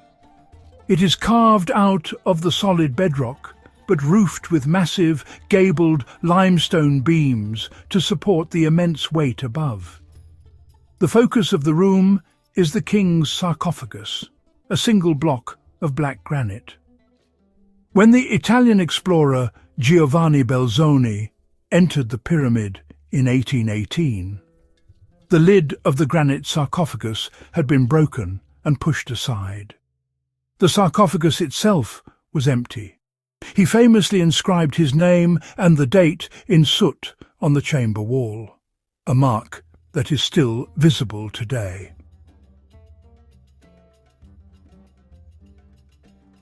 Just east of the pyramid stood Khafra's Valley Temple. This remarkable structure served as the ceremonial entrance to the entire pyramid complex, where the king's body would have been received for the intricate rituals of purification and mummification. The temple's floor plan was a masterpiece. The main hall, a stunning T-shaped chamber, remains one of the best preserved structures from the entire Old Kingdom. Arranged along the walls were 23 statue bases. The famous diorite statue of Khafra with the Horus falcon was discovered buried in a pit within this very temple. From the Valley Temple, a covered causeway stretched westwards to the mortuary temple. This was the liturgical heart of the entire complex, where the daily cult for the deceased king would be performed. Looming beside Khafra's causeway is the most enigmatic monument on the Giza plateau, the Great Sphinx.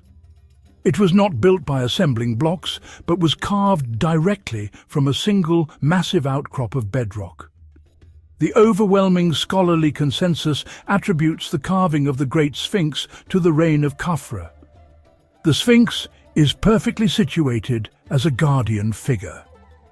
The style of the Sphinx temple is architecturally identical. The most debated piece of evidence is the face of the Sphinx itself. This further solidifies the argument that this is not a generic being, but a representation of a specific king, the divine ruler Khafra, guarding his own eternal resting place. Despite the strong evidence, some fringe theories have proposed alternative origins. However, these geological arguments have been widely refuted by mainstream geologists and archaeologists. In the 21st century, the quest to understand Khafra's pyramid has entered the realm of high-energy physics. In 2017, the Scan Pyramids project employed a cutting-edge technique known as muon tomography. Muons are subatomic particles. By placing highly sensitive muon detectors inside and around the pyramid, scientists can create a three-dimensional image of its internal density structure. After a thorough analysis, the scan of Khafra's monument revealed no evidence of any large unknown voids or hidden chambers. The mystery was not in what was there, but in what was not. Modern science has confirmed that the secrets of Khafra's pyramid are not hidden in unseen rooms, but are instead written in the architecture of its temples, the face of the Sphinx, and the sheer solid power of the monument itself.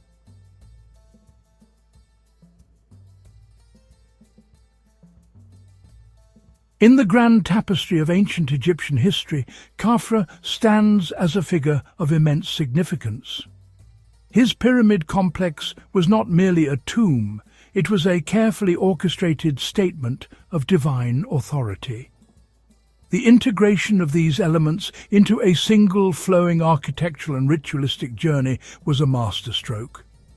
This model became the standard blueprint for royal funerary monuments in the Old Kingdom. In later periods, the memory of the actual king faded. Historians like Herodotus recorded distorted tales of tyrannical kings, a reality far more complex than Greek legends. The rediscovery of Khafra's complex in the modern era marked a new chapter. For the first time in millennia, we could look upon a face that was, with high probability, his own. No reflection on Khafra is complete without considering his profound connection to the Great Sphinx. The statue's placement as a guardian figure within Khafra's sacred precinct firmly anchors the Sphinx in the Fourth Dynasty. In this interpretation, the king himself, in the powerful form of a lion, forever watches over his own funerary complex, facing the rising sun in an act of perpetual worship and rebirth. While fringe theories provide romantic alternatives, the scholarly consensus holds firm, placing the Sphinx squarely in the shadow of Khafra's pyramid. The evidence strongly suggests that this magnificent creature is his creation, his guardian, and his portrait. He sought to conquer eternity by building a mountain of stone. He could never have imagined his success would lie not just in stone, but in the enduring power of his creation to inspire wonder, provoke debate, and drive our unending quest to understand the past.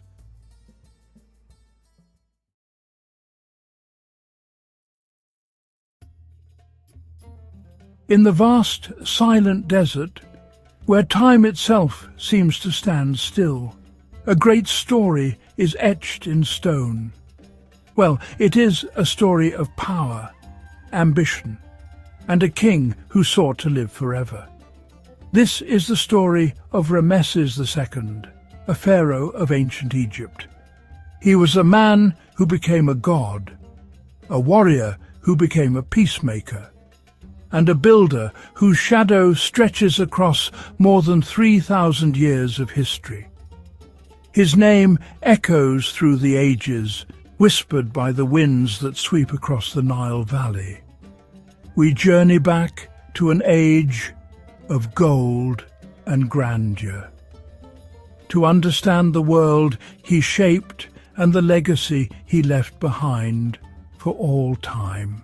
We travel to a land defined by the rhythm of the great river Nile. This was ancient Egypt during its New Kingdom period, a time of immense wealth and influence. The pharaohs who ruled from their grand cities were not merely kings. They were seen as living gods on earth, conduits between the mortal world and the divine. They commanded vast armies, they controlled immense resources, and oversaw the creation of monuments that still defy belief.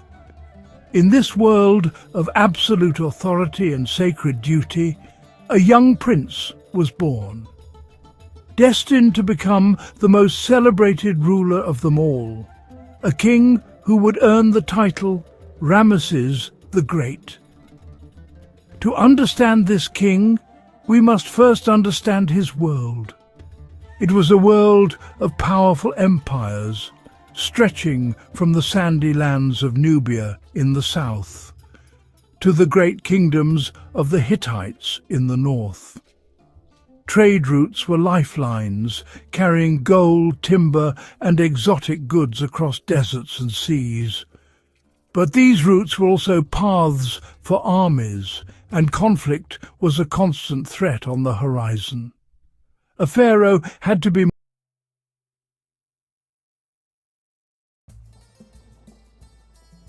Why is this one pharaoh remembered as the Great? The answer lies not in a single achievement, but in the sheer scale of everything he did.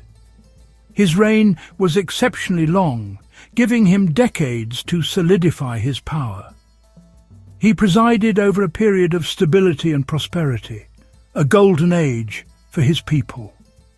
He was a masterful propagandist, using art and architecture to craft his image, as an invincible warrior and as a beloved son of the gods.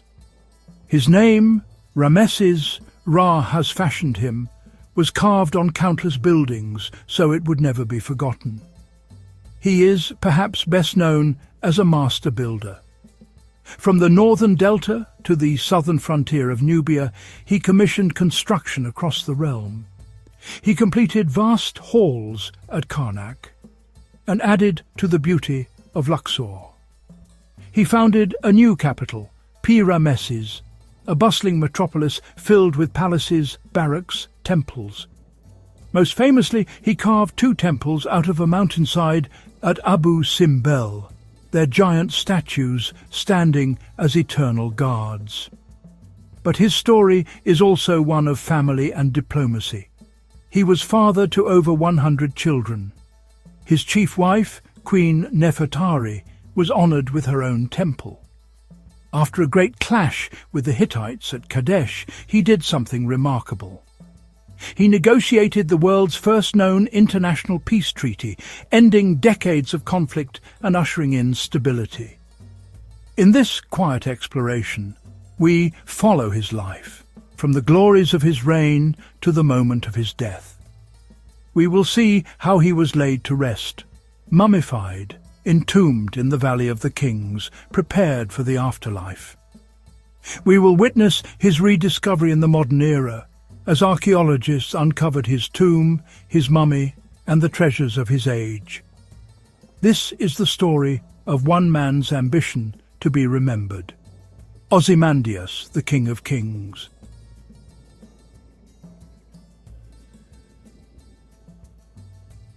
The story of Rameses the Great begins not on a throne, but in the royal courts of a new and powerful dynasty. He was born into a family that was not of ancient royal blood. His grandfather, Rameses I, had been a commoner, a skilled military commander who rose through the ranks to become Pharaoh. This military background shaped the entire dynasty. They were soldiers first, pragmatic and determined to restore Egypt's strength after a period of internal turmoil. His father was Seti I, a formidable pharaoh in his own right. Seti was a great warrior and a prolific builder who began many of the projects his son would later complete. From his father, the young Rameses learned the duties of kingship. He would have accompanied Seti on tours of the kingdom, watching as he administered justice and oversaw the construction of temples. He learned that a pharaoh's power was not just inherited, it was demonstrated. It was shown through military victory, through grand architecture, and through a constant visible connection to the gods.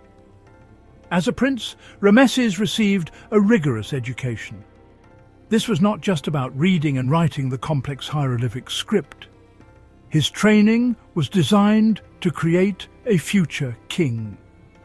He learned military strategy and how to command troops. He was taught to wield a bow and to drive a chariot, the most advanced weapon of its time. This was a critical skill for a leader who was expected to lead his armies from the front line of battle. He was one of many royal children, but it became clear early on that he was special. He was not the original heir. His older brother had been destined for the throne, but died young. This twist of fate placed Rameses directly in the line of succession. From that moment, his life was no longer his own.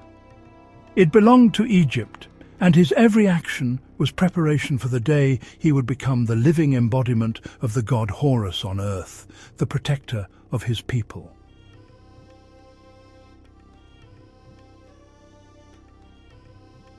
The transition of power in ancient Egypt was a sacred and carefully managed process. To prepare his son, Seti I took an unusual step. He appointed Rameses as his co-regent when the prince was still a teenager. This meant that Rameses shared the throne with his father, ruling alongside him. It was the ultimate apprenticeship. He was given real responsibilities, leading parts of the army and overseeing building projects. This practical experience was invaluable. It allowed him to understand the machinery of government, the loyalties of the court, and the immense pressures of leadership long before he had to bear them alone. This public elevation was a deliberate strategy, ensuring that when the time for succession came, the court and the country would see Rameses as the undisputed and rightful heir. When his father, Seti I, passed away, Rameses was around the age of 25. The transition was seamless, a testament to the careful planning that had preceded it. There was no struggle for power, no court intrigue to challenge his claim.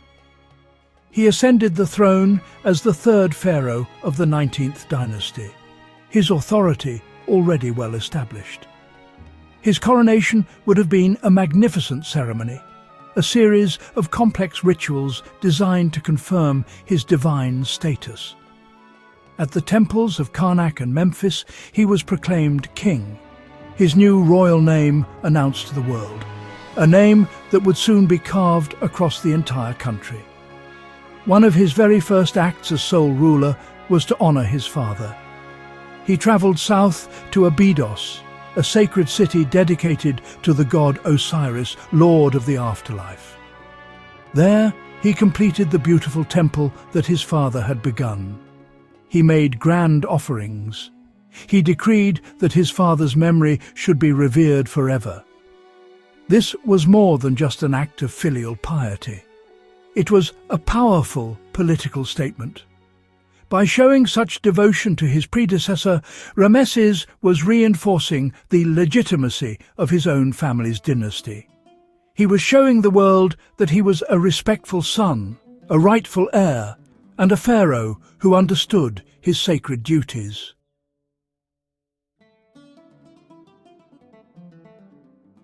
With his position as pharaoh secure, Rameses immediately turned his attention to the borders of his empire. A king's first duty was to protect his land, and Egypt's vast wealth was a constant temptation for its neighbours. Early in his reign, Rameses led a military campaign into Nubia to quell a minor rebellion and reinforce Egyptian authority. The reliefs carved to commemorate this campaign show him as a powerful, dominant warrior, easily crushing his enemies, a clear warning to any who might challenge his rule. To the west, Rameses moved decisively. He strengthened forts and garrisons, forming a defensive wall on the western frontier. His actions brought stability. His most significant challenge, however, lay to the northeast. This region was a contested buffer zone between the two great superpowers of the age, the Egyptian Empire and the Hittite Empire. In the second year of his reign, he led his army into Canaan to secure the coastal route. This was a prelude to a much larger conflict, a careful positioning of his forces for the struggle to come. In the fifth year of his reign, Rameses prepared for a decisive move. His aim was the city of Kadesh. Rameses gathered a large army. He divided it into corps. The march was a feat of logistics. He believed surprise could secure a swift victory. His generals advised caution. The pharaoh chose boldness. That choice would shape what came next. A sudden Hittite ambush struck one of these columns. It was a masterstroke of timing. The Hittite chariots struck hard and fast. The Egyptian line wavered and panic spread. In the chaos, Rameses acted decisively.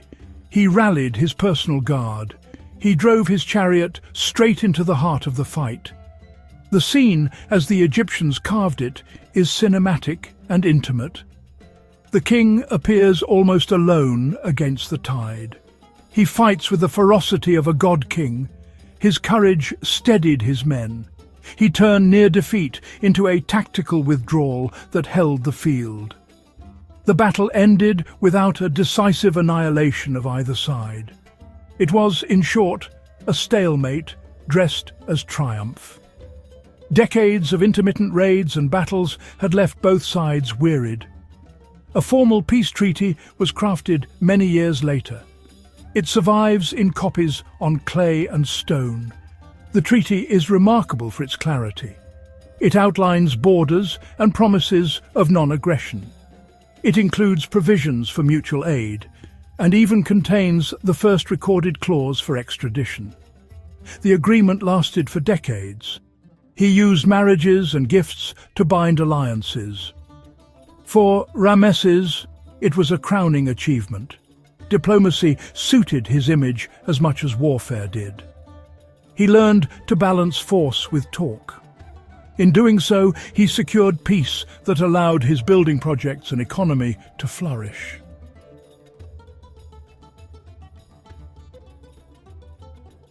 With the northern borders secured by treaty, Rameses turned his boundless energy inward to a building program of breathtaking scale. He did not just build, he built to overwhelm. Further south, he commanded the creation of his most famous monument, the temples of Abu Simbel. They carved two entire temples directly out of a living mountain. 4 colossal seated statues of the pharaoh, each over 20 meters high, were carved into the cliff face. They sit as eternal guardians, a permanent statement of Egyptian power. Nearby, he carved a smaller temple for his great royal wife, Queen Nefertiti. Its facade features standing statues of the king and queen, given equal height, an unusual and significant honour. In his own funerary temple, the Ramesseum, it contained another colossal statue of himself, carved from a single block of granite, estimated to have weighed over 1,000 tons. The grand monuments of Ramesses II were the product of immense human effort, brilliant organisation and remarkable skill. These workers were not slaves. They were skilled artisans and labourers. Ramesses died in his early 90s, an extraordinary age for the ancient world. He had outlived his beloved Nefertiti. He had outlived 12 of his own sons. His tomb was looted in antiquity, and to protect his body, ancient priests moved his mummy several times, hiding it in a secret cache.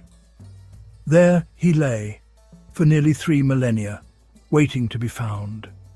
The rediscovery of his mummy in 1881 was a moment of profound connection with the past. The face of the legendary king was seen once more. Modern science has allowed us to study him, revealing his arthritis, his dental problems, and even the reddish colour of his hair.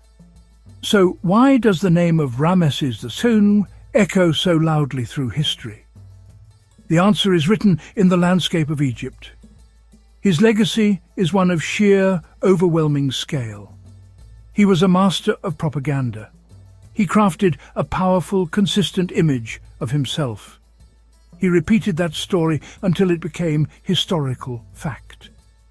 His memory survives because he willed it to.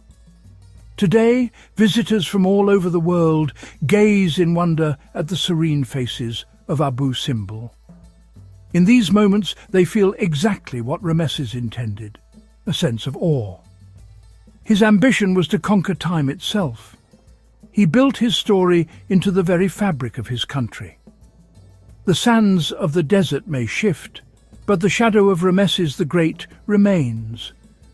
His story, etched in stone, continues to be told, a quiet, majestic testament to one man's will to live forever.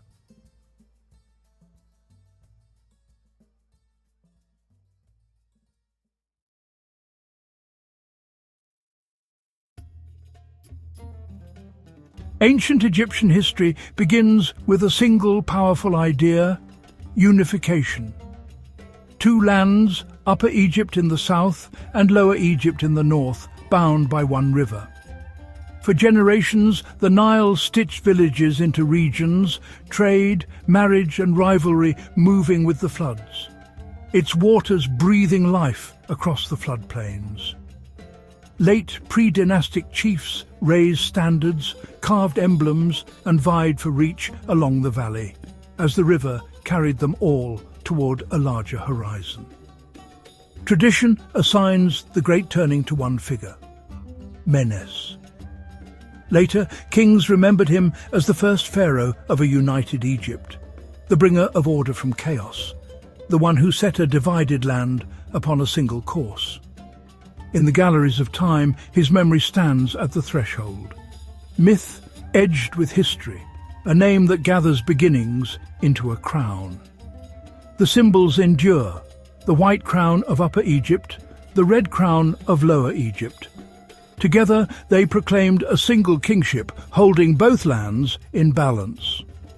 Unity, to Egyptians, was more than politics. It upheld Ma'at, truth, balance and rightful rule, woven into temple walls, reliefs and ritual that affirmed a world set in order. From southern strongholds like Hierakonpolis and Thainis, authority pressed north toward the delta, along river bends and reed-choked channels, following the Nile's ancient course. Memphis would later rise near the river's hinge, a gateway between upper and lower realms, where journeys converged and control could radiate across the two lands. Artifacts echo the story, labels, seals, and early reliefs of a ruler subduing disorder, small objects carrying large meanings. In the dust of excavations, careful hands reveal fragments of power. One famous palette will soon appear in our tale, showing a king crowned in turn for both lands, images that fix memory to stone. Whether Menes was a single person, a throne name, or a memory of several rulers, the legacy is clear. Names interlace, Horus names, epithets, and later lists, yet all point to a founding moment when rule was knit across the river's length and a model of kingship took shape. A model for all who followed. Kingship as unity, river as lifeline, Egypt as one. As the sun settles over the water, we see the idea endure. Two lands, one crown, and a current that carries Egypt into history.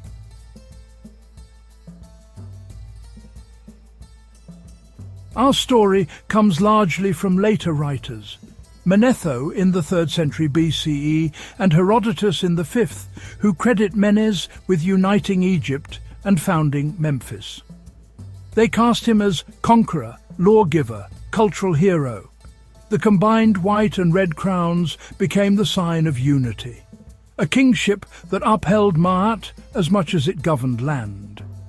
Yet the simplicity of that tale masks a problem. Contemporary records that explicitly name a king called Menes are scarce, and so the question endures. Was Menes a single historical person, or a later construct that bundled unification into one emblematic figure? Early kings bore several names, Horus names, Nebti names, and personal names. Many Egyptologists suspect that Menes was a personal name used for another king, preserved in later memory, while formal titulary shifted across reigns. Our earliest king lists are retrospective, useful but not eyewitness. The Palermo stone preserves year names and events from early rulers. Abydos and Saqqara list later standardized sequences for the First Dynasty. Contemporary labels show Serex with Horus names, rarely a clear Menes spelled out. The personal name Meni, Men, may underlie Hor-Ahar's identities in later memory. Herodotus adds the Memphis tale, a dike diverting the Nile to found the city, an origin story of water mastered and ground secured at the river's hinge. Most scholars split the credit. Narmer initiates, Hor-Ahar institutionalizes, while Menes serves as the name that labels the unifier. In this view, a decades-long process becomes a single crown, a single memory, and a river carrying Egypt forward as one. Diodorus Siculus, writing in the 1st century BCE, preserves a striking tale about Menes. He sets it in the Fayum by Lake Moeris, a landscape of canals, reeds, and desert light where Greeks marveled at engineering that tamed the flood. In his account, history and omen share the same waters. We begin there. Menes is hunting near Lake Moeris when rising water cuts him off, sudden, treacherous, and deep. A crocodile rises beneath him, bears him over the channel, and delivers him to safety. An omen, not a meal. Fear becomes sign, peril becomes protection in a king's narrow passage through the flood. In gratitude, he founds a settlement there, Shedet, later known to Greeks as Crocodilopolis, and in Ptolemaic times as Arsino. Sacred crocodiles are tended by priests.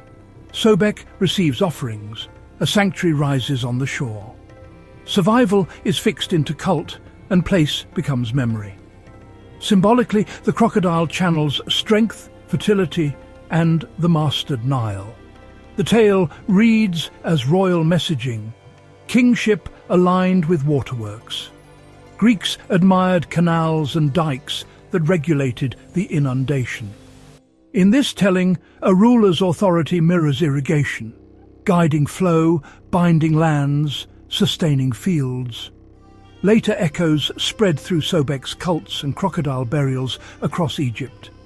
Most take Diodorus's story as legend or as purposeful memory, yet it casts Menes as divinely protected, fitting a unifier's founding aura. From legend to stone, we turn next to the evidence.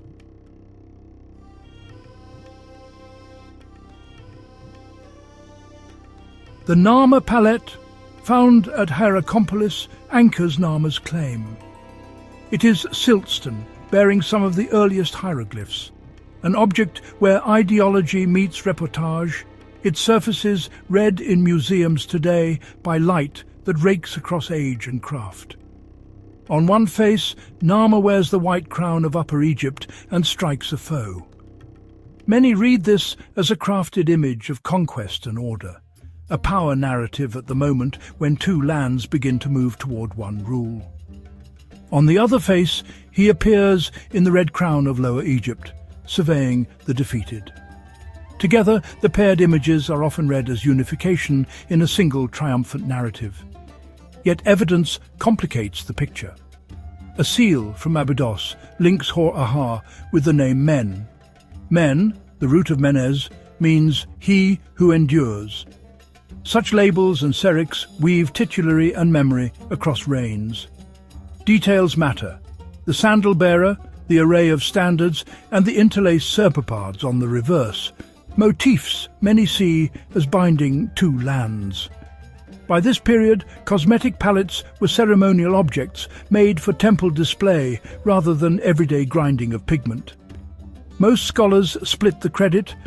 Narmer initiates, Hor-Ahar consolidates, and Menes becomes a label for the unifier or even a composite founder. Finds tie Narmer to delta strongholds such as Buto and Tel el Farka, while Hor-Ahar's labels record estates and cult foundations, signs of administration after the initial victories.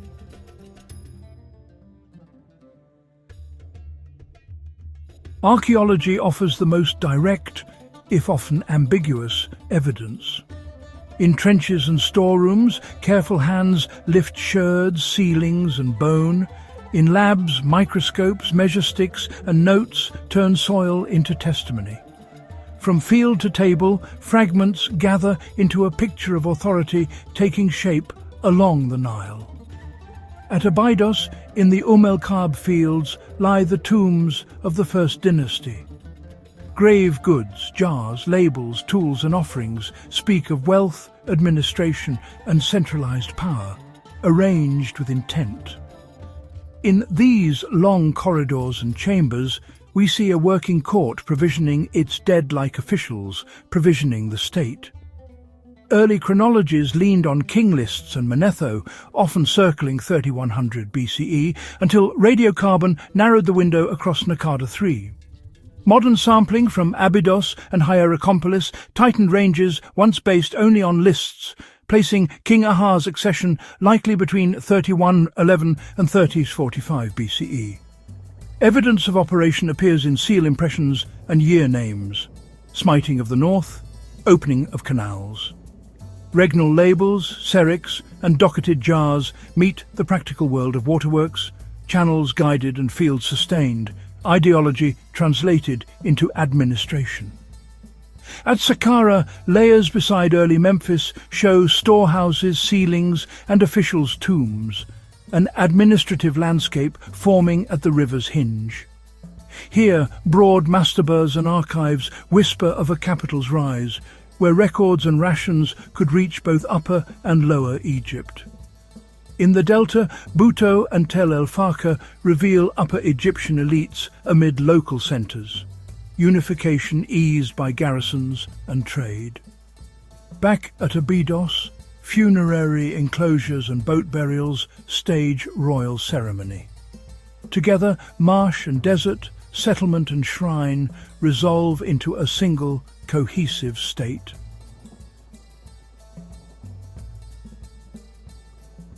Thinis, named by ancient lists, stands near Abydos, a first centre of rule. Its exact site hides in desert edges, yet its force is evident. From this southern base, authority rides the Nile north, while an early Memphite tradition gathers at the river's hinge, an administrative counterweight where two lands meet. Unification births the machinery of state. Seals, labels and docketed jars speak in orderly lines. Scribes tally rations, domains and work gangs. Writing matures from ritual signs into tools of office. Taxes, inventories and orders, mayat translated into paperwork that keeps grain and people moving. With records comes reach. A unified court mobilizes labour, quarries, brickyards and building crews, so modest shrines and enclosures rise from plans, not happenstance. Workshops refine stone vessels and fine linens. Craftsmen turn raw material into prestige that signals power. Networks widen beyond the valley. Expeditions to Sinai for copper and turquoise, to Nubia for gold and cattle, to the Levant for timber and oils. Boats and caravans link marsh and desert. The Nile's current binding storehouses, way stations and tall jars sealed for the king. Ideology hardens into habit. The king appears as Horus upholding Ma'at. Provincial elites mirror royal facades, titles and ceilings. Standard weights, jars and labels, smooth taxation and rations.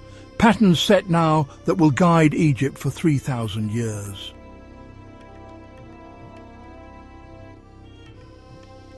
After unification came consolidation. A political idea thickened into practice as courts, storehouses and work crews found their rhythm along the Nile. What began as a banner of unity becomes a working state, recorded, rationed and measured.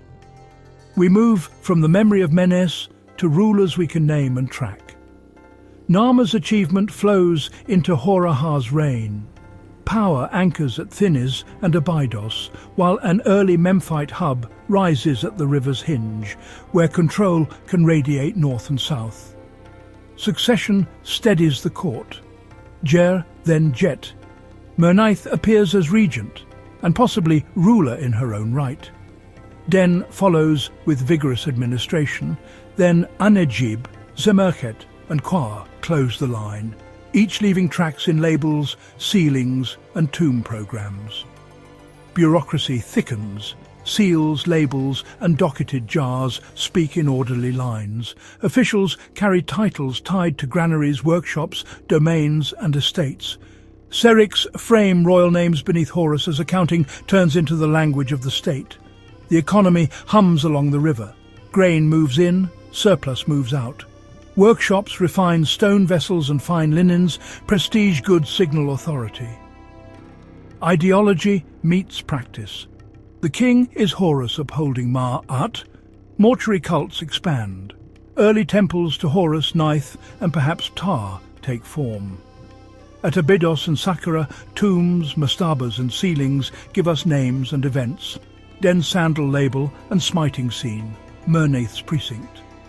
By dynasty's end, templates are set. Capitals in tandem, bureaucracy as backbone, ideology as glue, monuments as message, preparing our turn to the summation.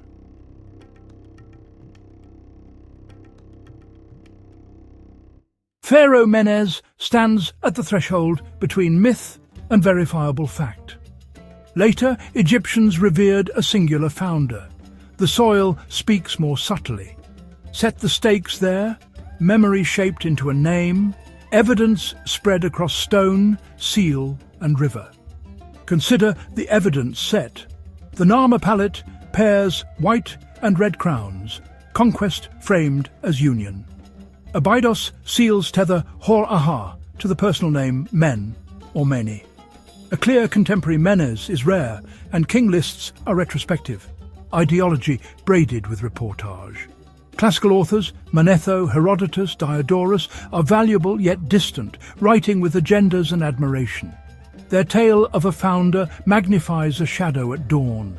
The Ghost King is a fitting frame for a memory that organizes beginnings.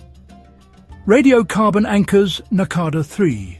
Narmer and Horaha belong to the late 4th millennium BCE. No single year zero, only a narrowed horizon. In labs and trenches, dates, samples and notes tighten what lists once guessed. Ideology turns into practice. Mayat becomes paperwork and canals, ceilings, jars, estates and waterworks that keep a kingdom running. Geography binds it, from Abydos to Buto, and toward early Memphis at the Nile's hinge, two lands learning to move as one. Scholars cluster around three views: Menes as Narmer, Menes as Hor-Aha, where men or many underlies later memory, or Menes as a founder label for a decades-long process. Weigh evidence over legend. Menes remains a meaningful memory that packages unification, while archaeology distributes credit among real rulers. Let the river carry both.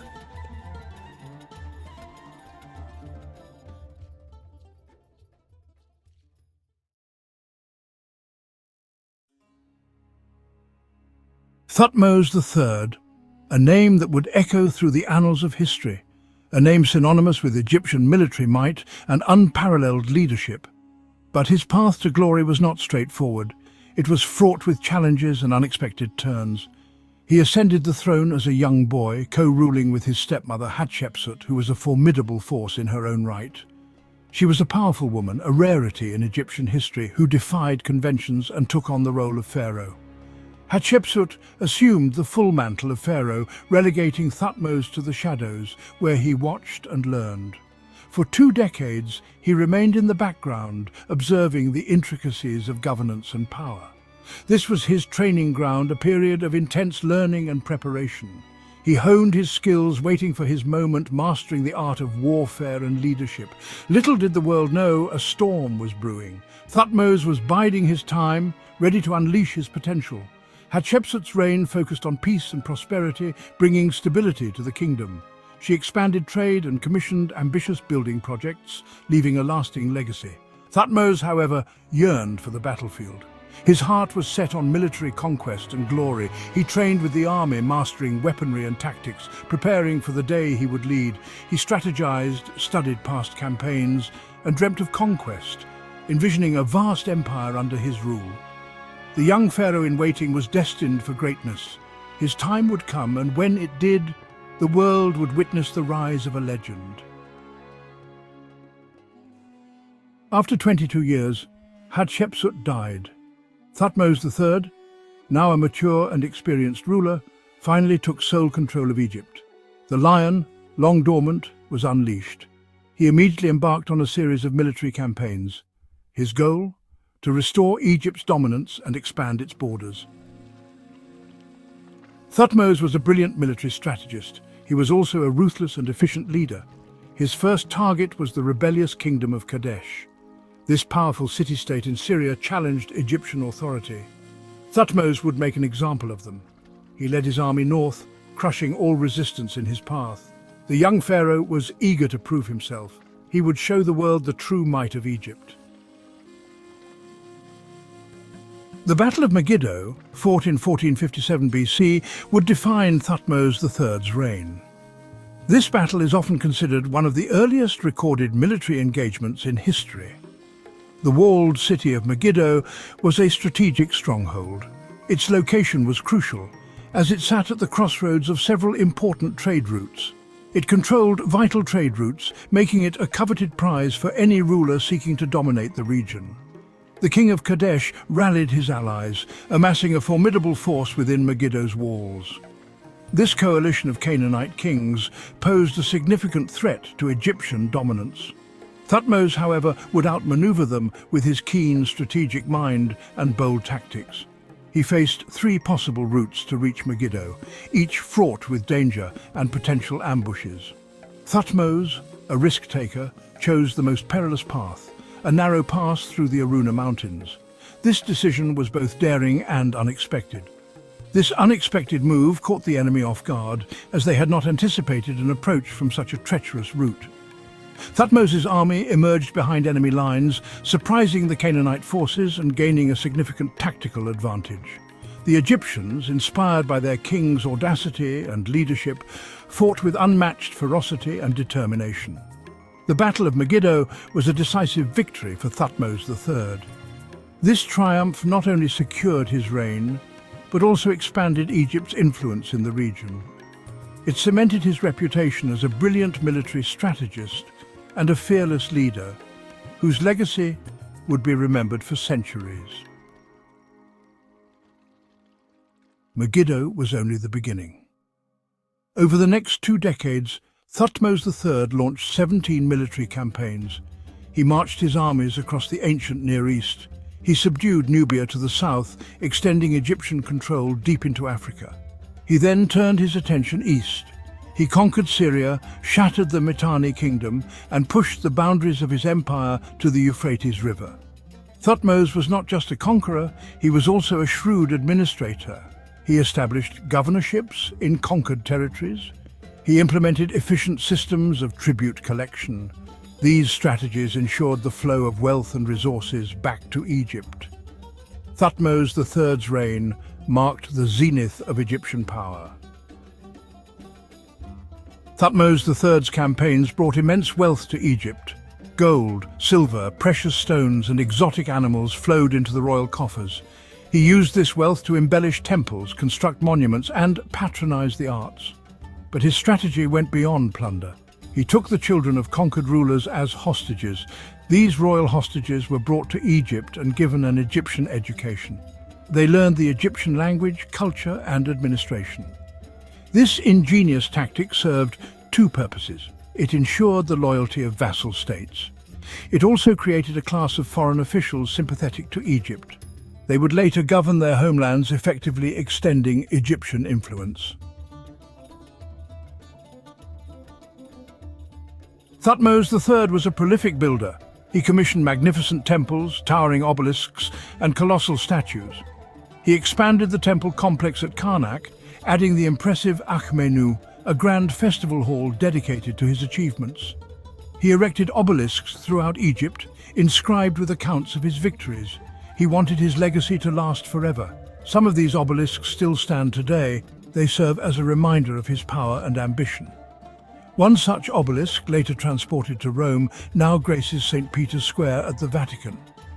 Thutmose's architectural projects were not merely displays of power, they were also essential economic drivers. They provided employment for thousands of workers, stimulating the Egyptian economy. Unlike many rulers, Thutmose III did not shy away from the truth. He inscribed the walls of his monuments with detailed accounts of his campaigns. These inscriptions, known as the Annals of Thutmose III, provide valuable insights into his reign. They describe his military strategies, the ferocity of the battles, and the vast booty he collected. They also reveal his personality, a determined, ambitious, and deeply religious ruler. The Annals are not mere propaganda. They are honest accounts of a remarkable reign. They are a testament to Thutmose III's desire to preserve his legacy for eternity. Thutmose III was not just a warrior king, he was also a skilled administrator. He reformed the Egyptian bureaucracy, making it more efficient. He standardized weights and measures, facilitating trade. He invested in irrigation projects, increasing agricultural output. He patronized the arts and sciences, leading to a flourishing of culture and learning. Thutmose's reign wasn't solely defined by conquest. It was a period of peace and prosperity. His administrative reforms had a lasting impact on Egypt. They ensured stability and economic growth for generations to come. After over 3 decades of rule, Thutmose III died in 1425 BC. He left behind a vast and stable empire. He was laid to rest in the Valley of the Kings, surrounded by the splendor befitting his status. His son Amenhotep II inherited a prosperous and powerful kingdom. Thutmose's legacy, however, extended far beyond his bloodline. He was remembered as the epitome of the warrior pharaoh, a ruler who expanded Egypt's borders and filled its coffers. His name resonated through the ages, a byword for military genius and administrative acumen.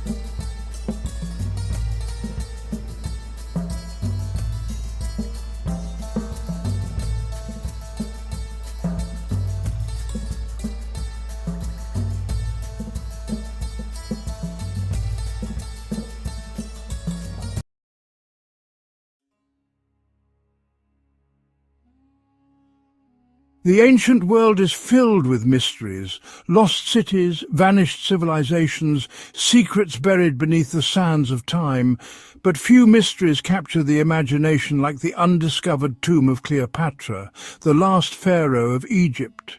Her story is one of power, love and tragedy, a story that continues to fascinate us centuries later.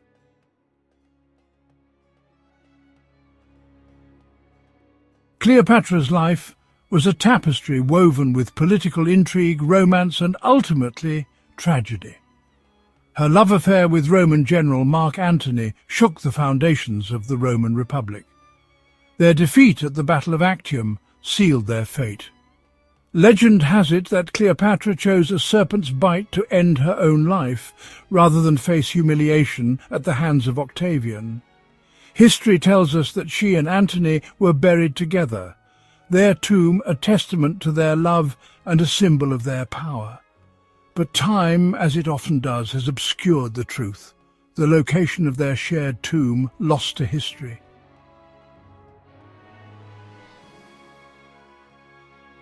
Historians and archaeologists believe that Cleopatra's tomb lies hidden somewhere beneath the bustling streets of modern Alexandria. In Cleopatra's time, this city was a beacon of culture and knowledge, a grand metropolis that rivaled even Rome in its splendor. The city was home to the famed Library of Alexandria, a repository of ancient wisdom and learning, and at its heart stood the tomb of Alexander the Great, a magnificent mausoleum befitting a ruler who conquered most of the known world. It is believed that Cleopatra, eager to associate herself with Alexander's legacy, chose to build her own tomb near his. But Alexandria, once a jewel of the ancient world, has been ravaged by time and tide.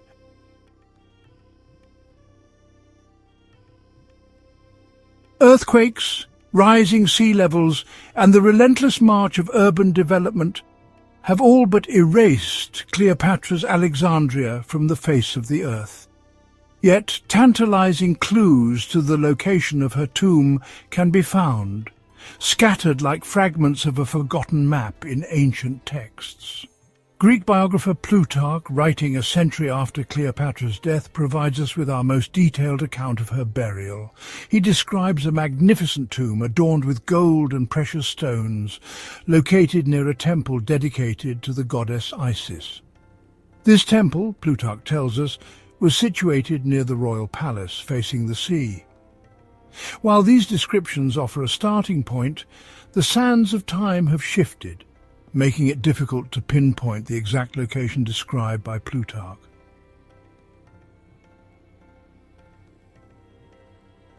Archaeologists have uncovered numerous temples and palaces in Alexandria, but none that perfectly match the biographer Plutarch's description. The search is further complicated by the fact that part of the ancient coastline of Alexandria is now submerged beneath the Mediterranean Sea. It's likely that the Temple of Isis, and perhaps even Cleopatra's tomb itself, now lie buried beneath the waves.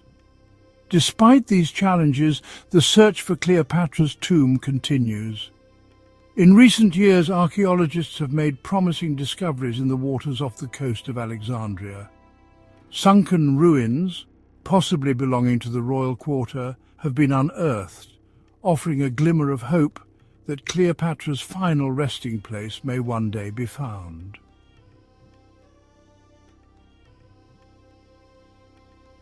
The allure of Cleopatra's tomb has captivated explorers and treasure hunters for centuries.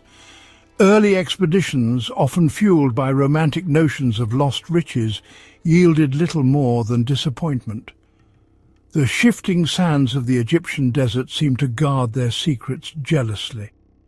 One of the earliest documented searches was undertaken in the 19th century by Italian explorer Giovanni Battista Belzoni. Belzoni, known for his daring exploits and impressive discoveries, was convinced that he could locate Cleopatra's tomb. He scoured the ancient necropolis of Alexandria, excavating numerous tombs and uncovering countless artifacts. Yet Cleopatra's final resting place eluded him. Belzoni's failure, while disheartening, only served to intensify the mystery surrounding Cleopatra's tomb.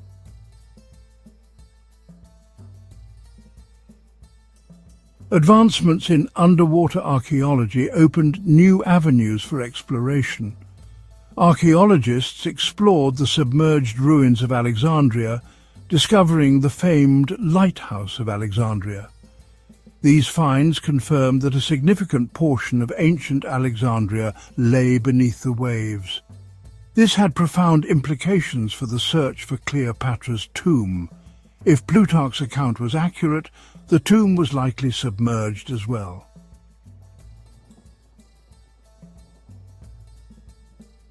The temple complex of Thutmose Magna, located 30 miles west of Alexandria, has captured the attention of archaeologists. This site, dedicated to Isis, resembles the temple described by Plutarch. Excavations led by Dr. Zahi Hawass have uncovered tunnels and chambers beneath the temple. These structures have fueled speculation that Thutmose Magna could be Cleopatra's final resting place. A nearby burial chamber with gold coins bearing Cleopatra's image has heightened the intrigue. Could this be the breakthrough archaeologists have been waiting for? Only time and further excavation will tell.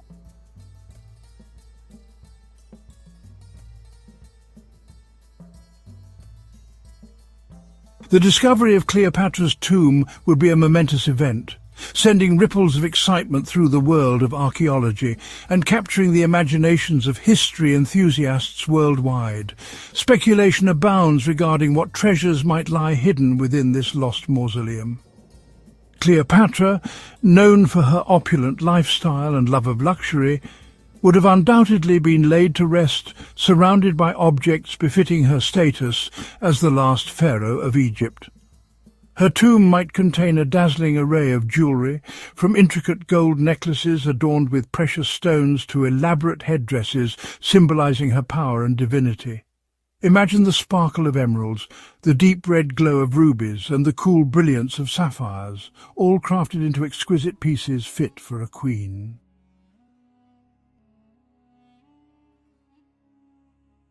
Cleopatra's tomb could reveal invaluable insights into ancient Egypt's burial rituals and religious beliefs. The layout, decorations and objects within would shed light on elaborate funerary practices. We might find canopic jars preserved according to ancient beliefs, or a funerary mask for her safe passage to the afterlife. The walls might be adorned with frescoes depicting Egyptian mythology, offering glimpses into Cleopatra's religious beliefs and connection to the gods.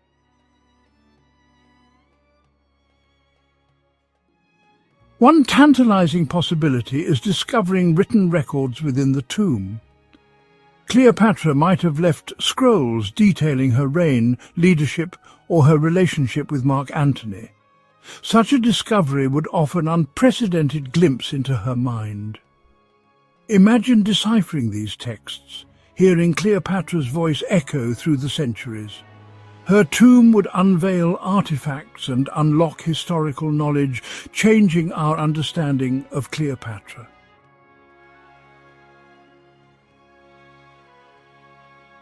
Cleopatra VII, Philopator, a name echoing beauty, power and tragedy. Born into a kingdom on the brink of chaos, she was a princess before the legend. In 69 BC, the Ptolemaic dynasty was under Rome's control. Cleopatra's childhood was luxurious yet overshadowed by Rome. Her father, Ptolemy the 14th, was a weak ruler, more concerned with pleasures. The young princess observed the vulnerability of her dynasty.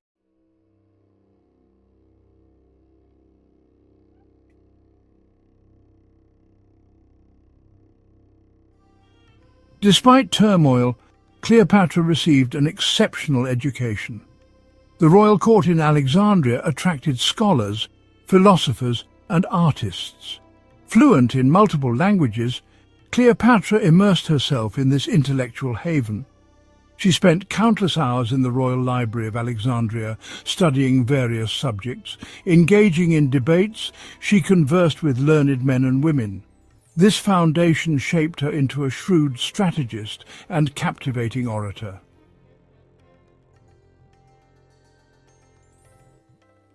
As Cleopatra blossomed into a young woman, her intelligence and charisma became increasingly apparent, eclipsing even her brothers.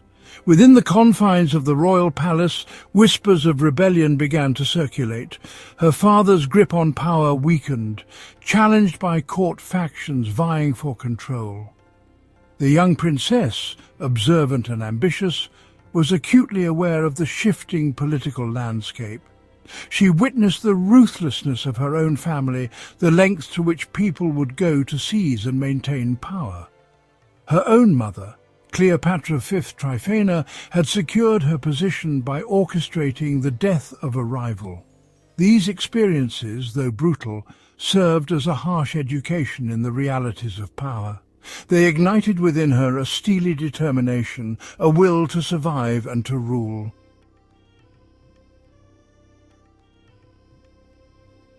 At 18, Cleopatra ascended Egypt's throne, her destiny intertwined with her crumbling kingdom.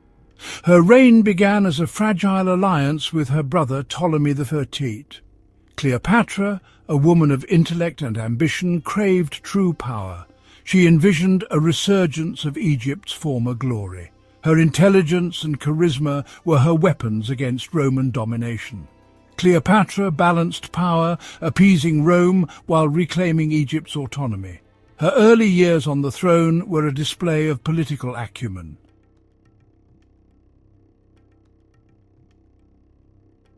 In 48 BC, a pivotal moment arrived in the form of Julius Caesar, the Roman general who had plunged the Roman Republic into civil war.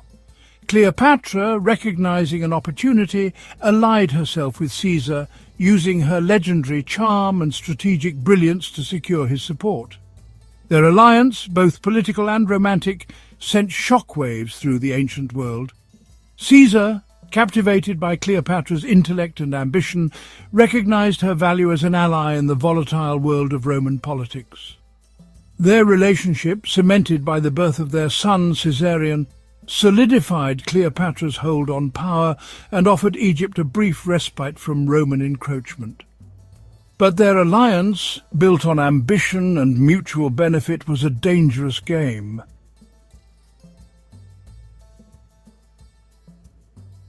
Caesar's assassination in 44 BC marked a turning point in Cleopatra's fortunes. The Roman Republic, once again plunged into turmoil, presented both a threat and an opportunity.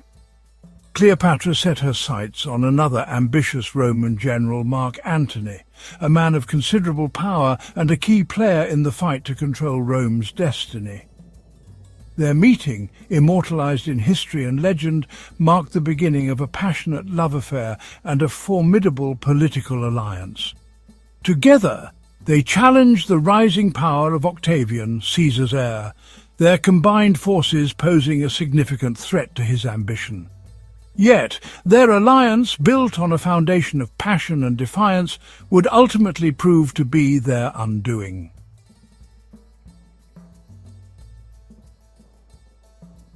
The Battle of Actium, a naval clash of epic proportions, sealed the fate of Cleopatra and Mark Antony.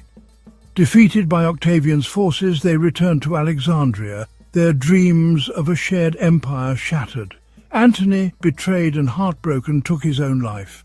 Cleopatra, facing the humiliation of capture and parade through the streets of Rome, chose a different fate. Legend tells us that she held a venomous asp to her breast, ending her own life with a final act of defiance. With her death, the Ptolemaic dynasty came to an end, and Egypt fell under the dominion of Rome. Her tomb, a symbol of her power and the enduring mystery surrounding her life, remains undiscovered, a testament to the enduring allure of this iconic queen.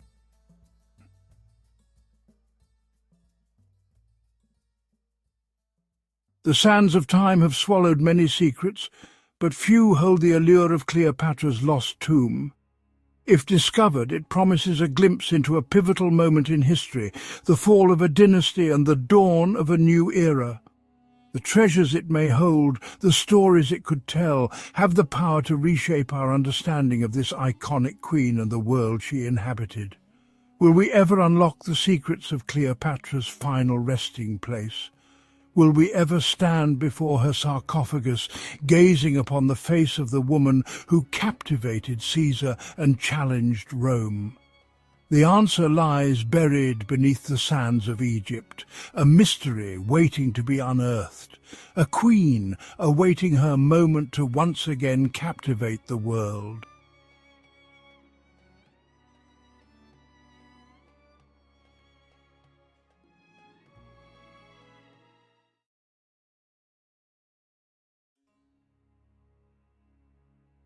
In the sands of time, few figures emerge with such clarity as Queen Nefertiti.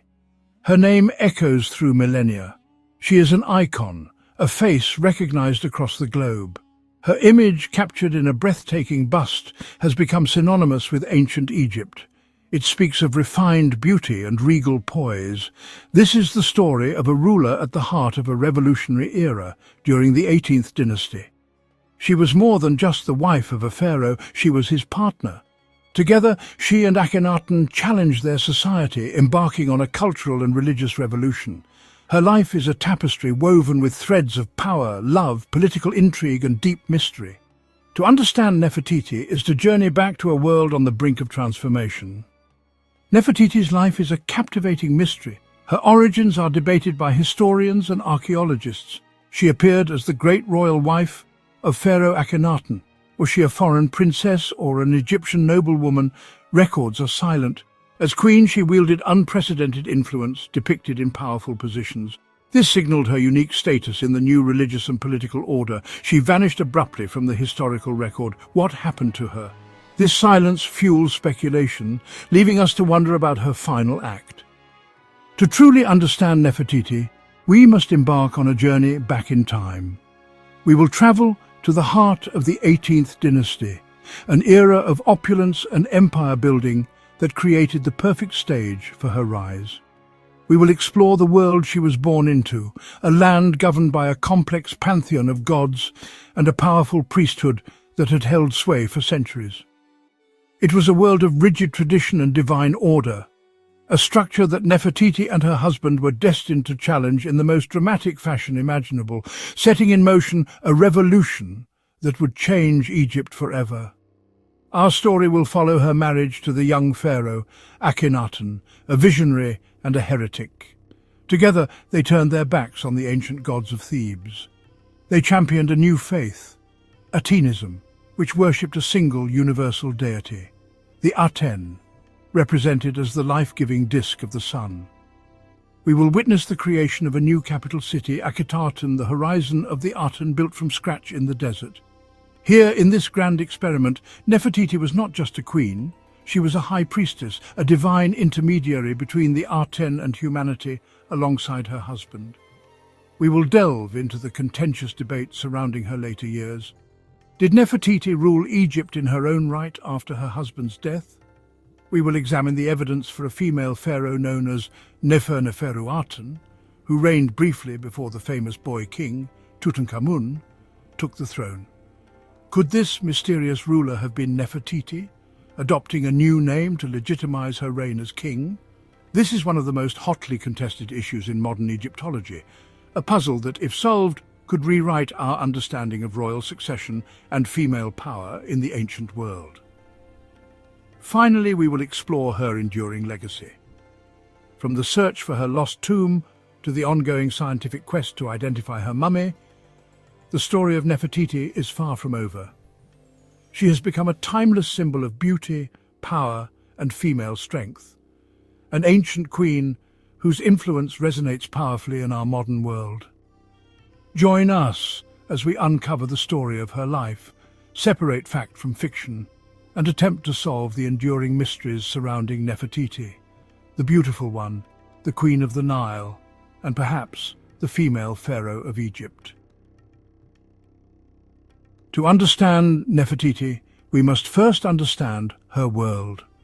Nefertiti was born into the 18th dynasty of Egypt, the New Kingdom.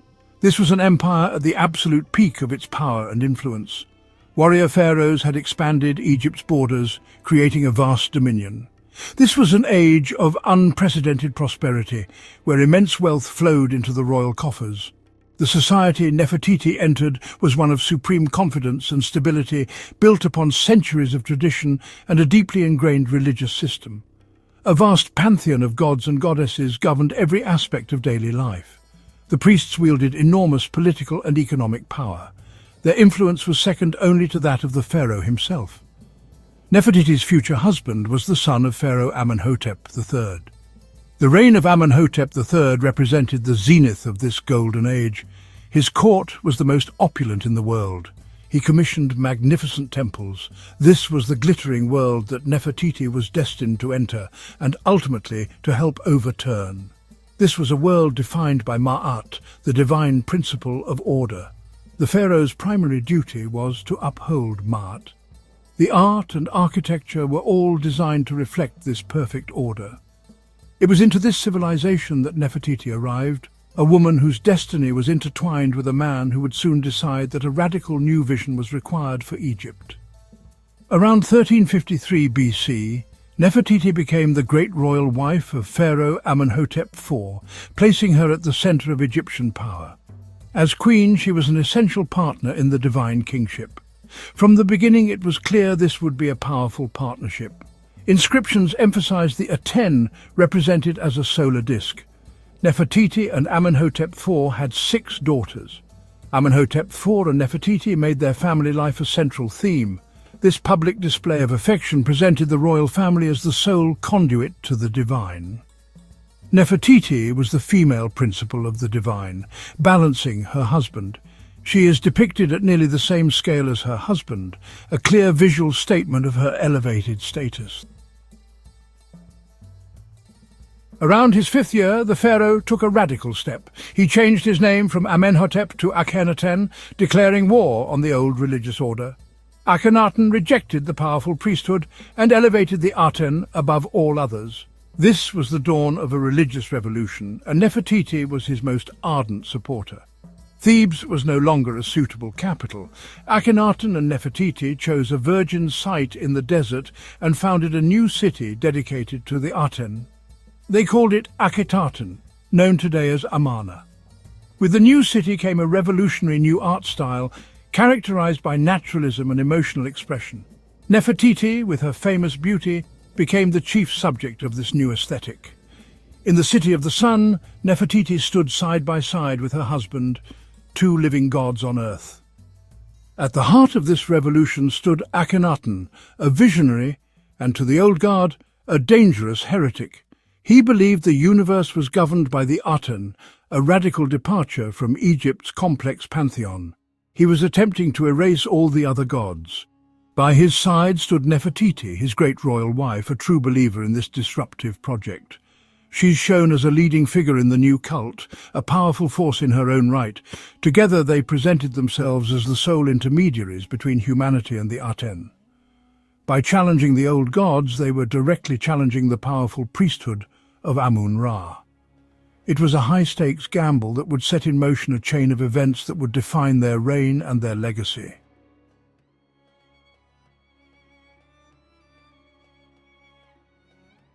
Atenism was a faith stripped of complex mythology and animal-headed deities. The Aten was the sun itself, the source of light, warmth and life. This was a shift from a national religion to a universal one for all of humanity. The theology is expressed in the great hymn to the Aten, speaking of the sun disk as a universal creator. Life was to be lived in the light of the sun under the guidance of the royal family. The only path to the Aten was through Akhenaten and Nefertiti, making the royal family more powerful. This placed Nefertiti in a position of unprecedented spiritual authority. Families were encouraged to worship the royal family at small domestic shrines. The love between Akhenaten and Nefertiti became the metaphor for the Aten's love for its creation. Never before in Egyptian history had a queen been depicted with such prominence and authority. In the art of Amarna, Nefertiti is almost always present, a constant companion to her husband. She is shown at a scale equal to his, a deliberate visual statement of her importance. This was a radical break from tradition, where queens were typically shown as smaller, subordinate figures. Here, Nefertiti stands as a partner, a co-ruler who shares in the pharaoh's divine status and kingly duties. Her power was not merely reflected from her husband, it was inherent and celebrated. The evidence for her power is startling and unambiguous. On the walls of temples, she is shown performing roles that were once the sole prerogative of the king. Most remarkably, there are depictions of Nefertiti smiting the enemies of Egypt, a classic pharaonic pose symbolizing the triumph of order over chaos. To see a queen adopting this powerful, violent imagery was revolutionary. It suggests that her role was not confined to the religious sphere, but extended into the political and military authority of the state. She was not just a priestess, she was a ruler, embodying the power of the throne itself. Her titles and epithets further underscore her unique position. She was called Lady of the Two Lands, a title usually associated with the king and mistress of Upper and Lower Egypt.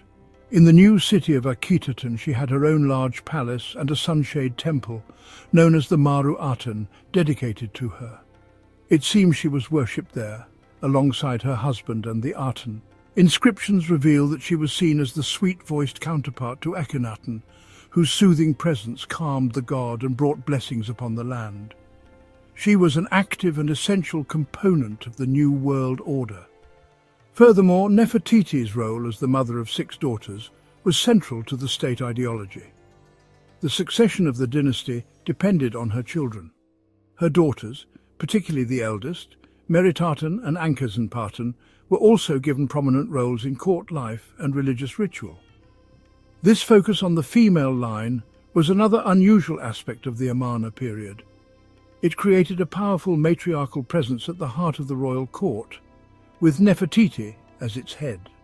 Her influence was woven into the very fabric of the political, religious and family life of the Amarna revolution.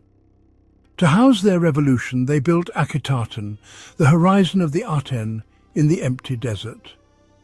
Unlike cramped cities like Thebes, Akhenaten was open with temples designed to let the sunlight pour in. Everything about the city was designed to serve the Aten. The city contained everything needed for the Egyptian state to function, from palaces to workshops.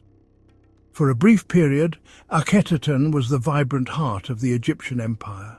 Each day, Akhenaten and Nefertiti would process along the royal road to perform rituals to the Aten. But this perfect city was built on a fragile foundation, dependent on Akhenaten and Nefertiti. While the sun shone on Akhenaten, shadows were gathering.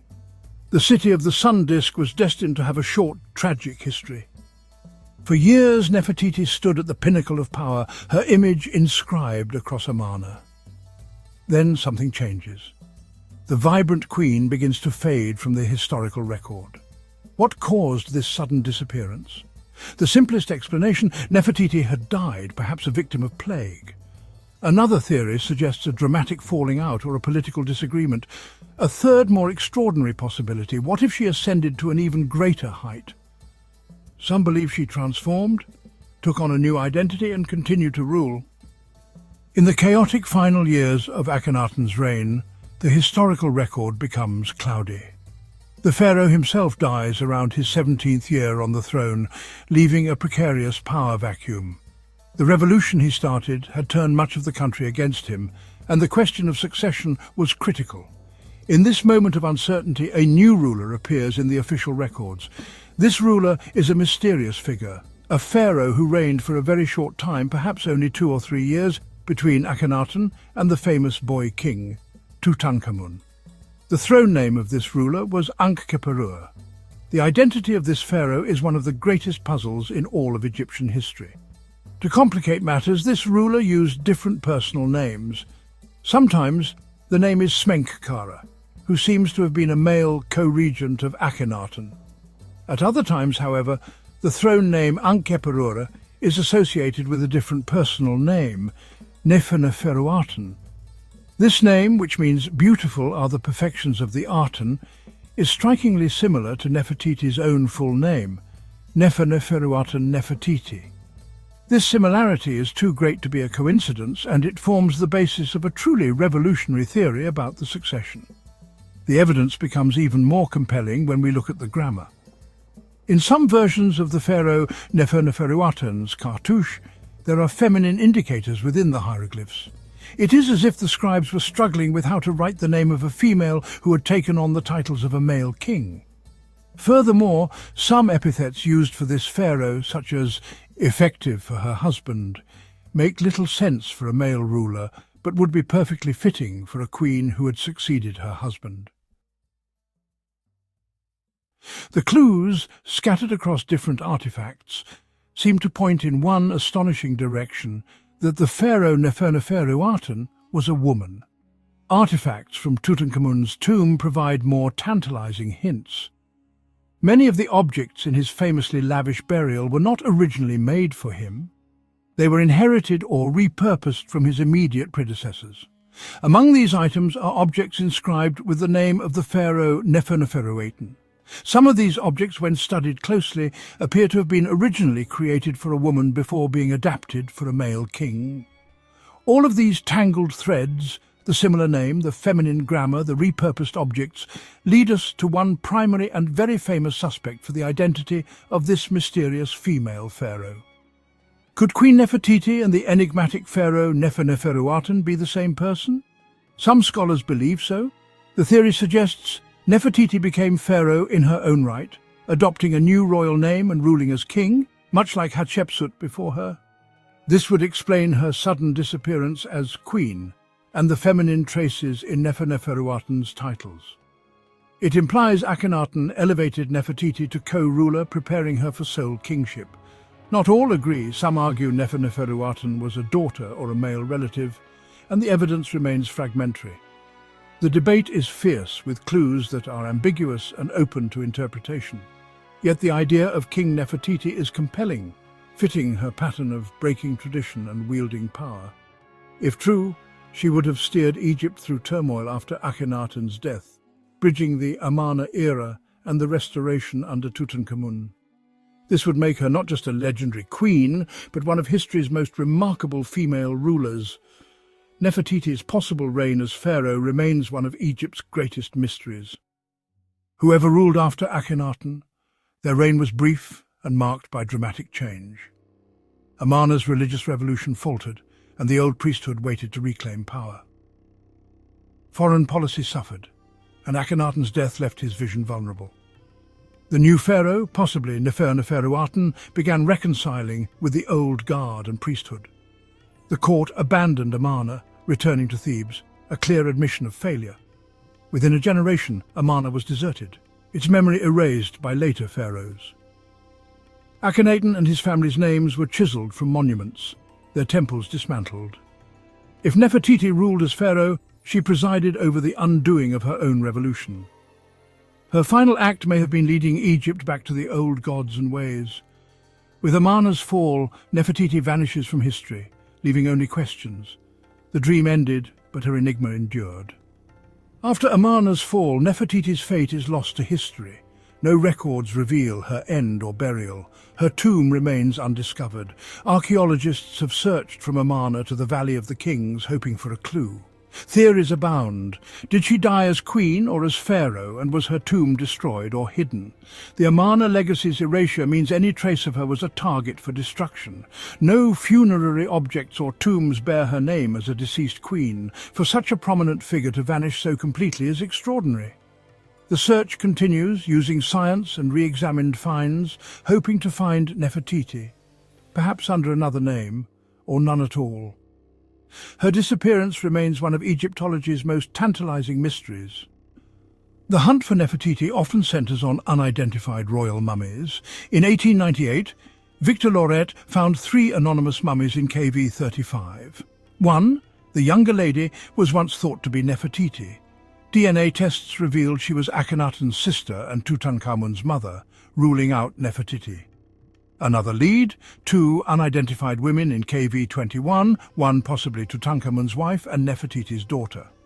Identifying her daughter could help extrapolate Nefertiti's DNA, offering a new path.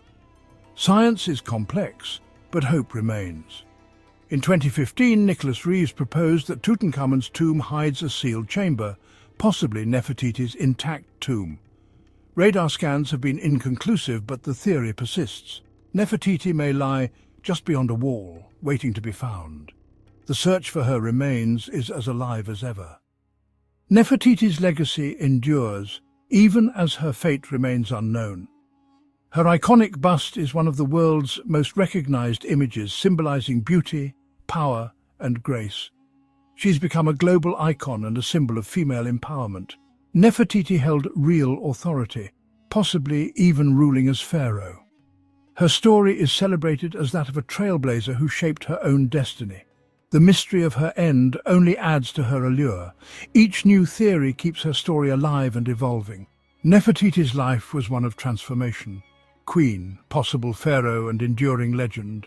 Her name means the beautiful one has come, and her legacy shines as brightly as ever. She remains a powerful, mysterious queen whose story continues to inspire. We began with the image of a queen whose beauty captivated the world. But Nefertiti was far more. She was a woman of power, substance, and revolutionary spirit. As great royal wife, she was an active partner in reshaping Egypt. Her influence is clear in art and history, depicting her as her husband's equal. The theory that she became Pharaoh Nefertiti adds a dramatic climax to her story. If true, she joined the rare ranks of female kings, guiding Egypt through upheaval. Whether as queen or pharaoh, her significance is undeniable. Nefertiti's journey from revolutionary queen to enduring icon proves her legacy is as timeless as her famous image.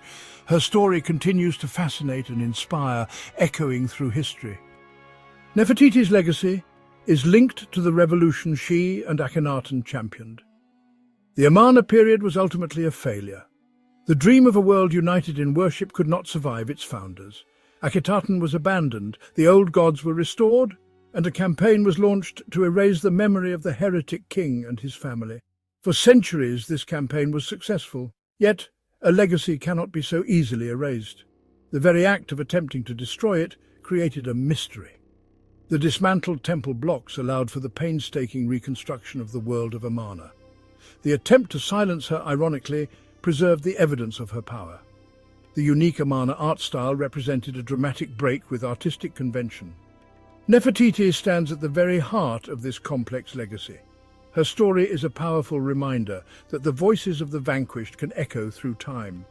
In the end, the attempt to erase her has only amplified our fascination. The story of Nefertiti is unfinished, an active investigation unfolding in the 21st century. The search for her tomb captures the imagination of the world. The scientific quest to identify her remains pushes the boundaries of what is possible. Nefertiti's power lies in her ability to inspire questions. She is a symbol of female strength, a cultural icon, and an unsolved historical mystery. The beautiful one came, she ruled, and in a way she never left. Queen Nefertiti achieved a form of immortality that has outlasted the stone of her monuments and the gold of her dynasty. Her story is not over. With every new discovery, the search for answers continues.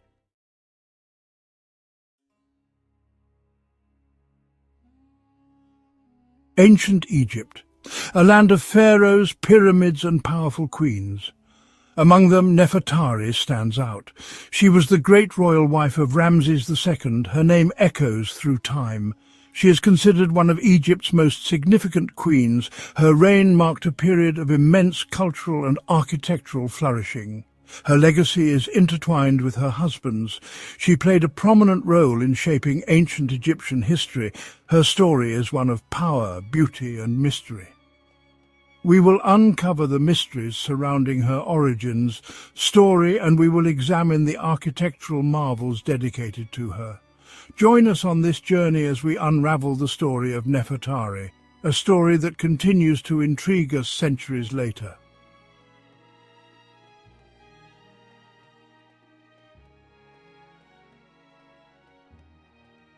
Nefertari, a name that evokes beauty, power and mystery in the ancient Egyptian language. Her name holds a profound meaning. It translates to beautiful companion, or perhaps more intriguingly, the most beautiful of them all. This name was not merely a title. It reflected Nefertari's captivating presence. It spoke to her elevated status as the great royal wife of Ramses II. Her name was carefully chosen. It was meant to convey her significance. It also highlighted her role in the royal court.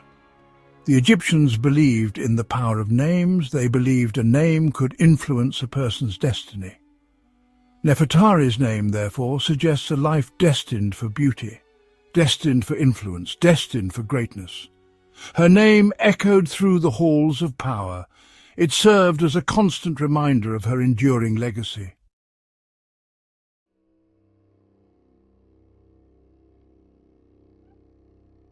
Nefertari's name wasn't simply symbolic. It was a reflection of her physical beauty. Ancient Egyptian art depicts her with striking features. She had large almond-shaped eyes. She had a serene, almost ethereal expression. Her images adorn the walls of her tomb in the Valley of the Queens. She is often depicted alongside Ramses II. These images show her grace, they show her elegance, they show her importance as the king's consort. The colours used in these depictions are significant. They were carefully chosen to enhance her beauty. She is often shown with dark, kohl-rimmed eyes. These images serve as a testament to Nefertari's captivating presence. They help us understand why her name became synonymous with beauty itself.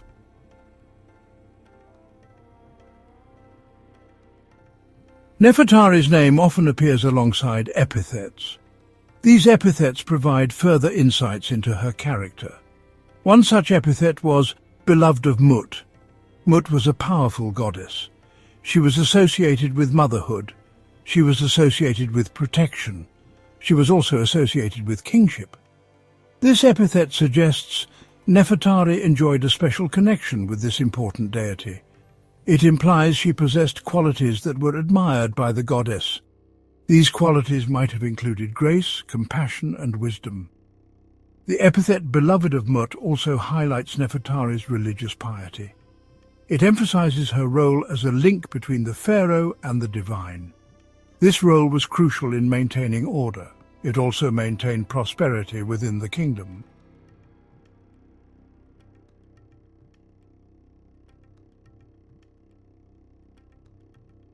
Nefertari's name continues to resonate thousands of years after her death. It has become synonymous with ancient Egyptian beauty, power, and intrigue. Her story, though shrouded in mystery, continues to fascinate historians and archaeologists. Her name graces museums around the world. It adorns books, documentaries, and countless works of art. Nefertari's legacy extends far beyond the confines of ancient Egypt. She has become a symbol of feminine power and grace. Her story serves as a reminder of the enduring allure of ancient Egypt. It reminds us of the powerful women who shaped this civilization. Nefertari's name will forever be etched in the annals of history.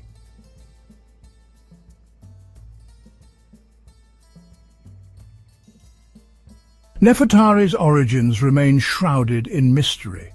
Her parentage, a subject of much speculation, is unknown. No definitive records exist to shed light on her family background. This lack of information only adds to her enigmatic aura. The sands of time have obscured much of ancient Egyptian history. Royal records were sometimes incomplete or deliberately altered for political purposes.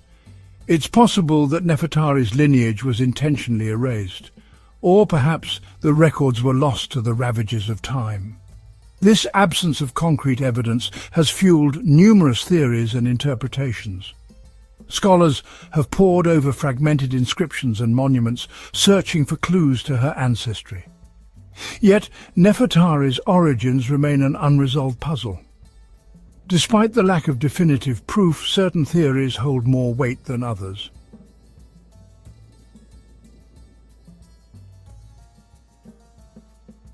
Some scholars believe Nefertari came from a noble family. This theory is based on her elevated status and the grandeur of her tomb. It's unlikely that a woman of humble origins would have been bestowed with such honours. Her marriage to Ramses II further supports this notion. Ramses II, known for his ambition and desire to solidify his power, would have sought a wife of noble lineage, a wife who could enhance his own prestige and legitimacy. The opulence of her tomb suggests a woman of immense wealth and influence. While her exact lineage remains a mystery, the evidence suggests a woman born into privilege, a woman whose influence extended far beyond the confines of the royal palace.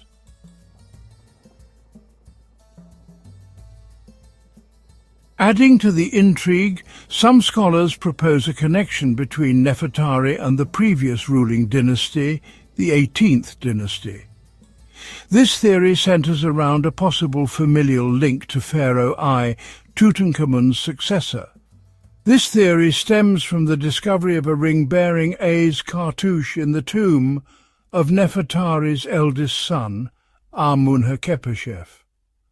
While this doesn't confirm a direct lineage, it hints at a possible connection. Perhaps Nefertari was a distant relative of A or his wife. This potential link to the 18th dynasty is tantalizing. It suggests a lineage steeped in power, intrigue, and the legacy of some of Egypt's most renowned rulers. However, without concrete evidence, this theory remains speculative. It's a piece of the puzzle that may never be fully understood.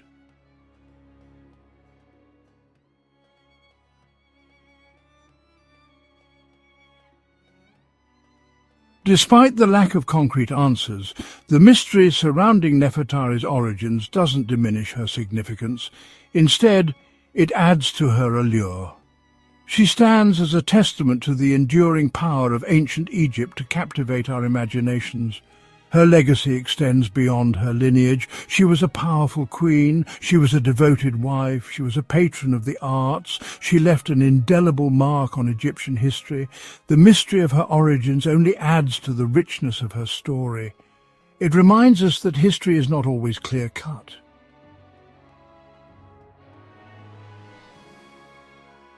Deep in the heart of Nubia, on the banks of the Nile, stands a testament to love and devotion. Carved into the face of a mountain, the temple of Abu Simbel is a marvel of ancient Egyptian architecture. It honors Ramses II and his great royal wife Nefertari. The smaller temple is dedicated to Nefertari and the goddess Hathor. This dedication highlights Nefertari's status and influence.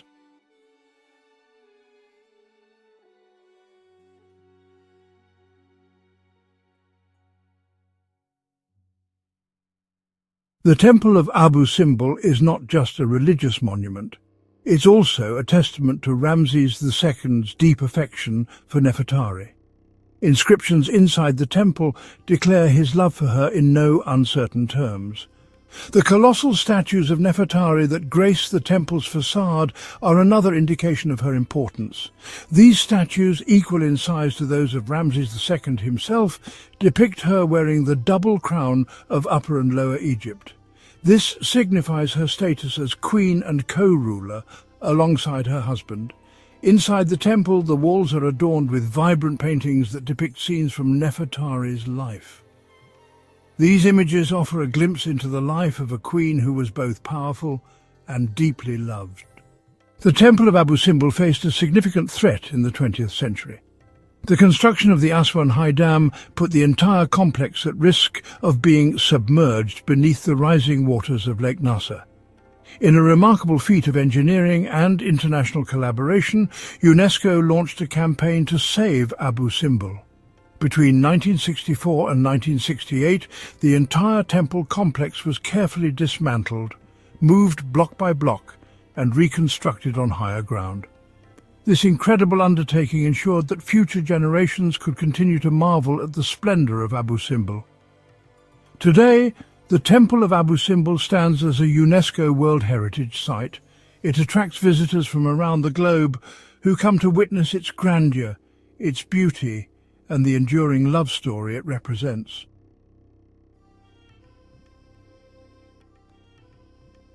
In the Valley of the Queens lies a tomb as breathtaking as the queen it houses.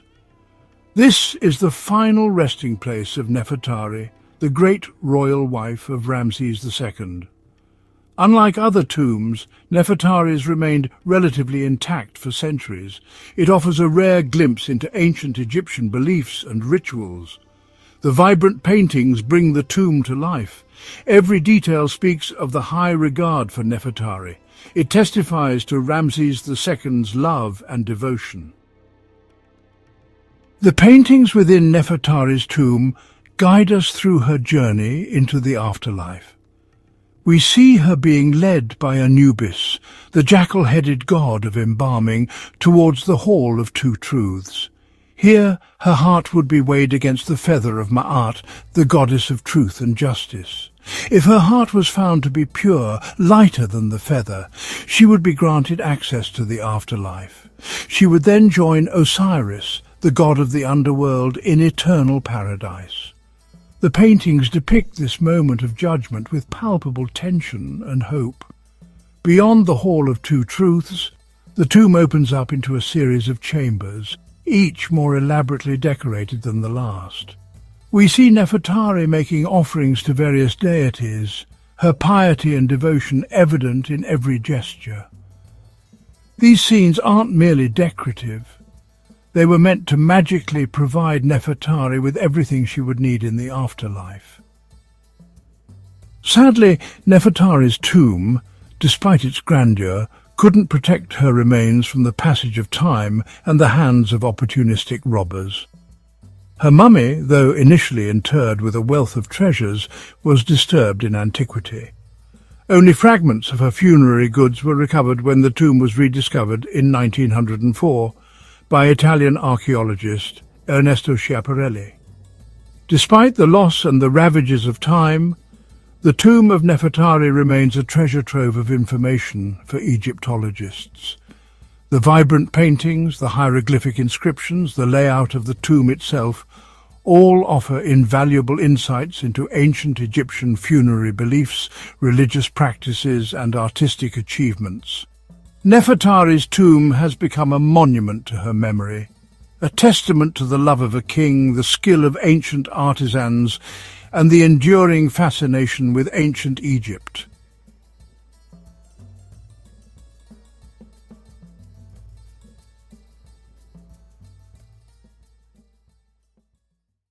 Nefertari's story began in the mists of time, her origins lost to the sands of history. She emerged to become one of ancient Egypt's most celebrated queens. Her name, linked with beauty, grace and power, echoes through the millennia. As the great royal wife of Ramses II, she played a pivotal role in shaping his reign. The monuments dedicated to her, from Abu Simbel to her tomb in the Valley of the Queens, stand as testaments to the love and admiration she inspired.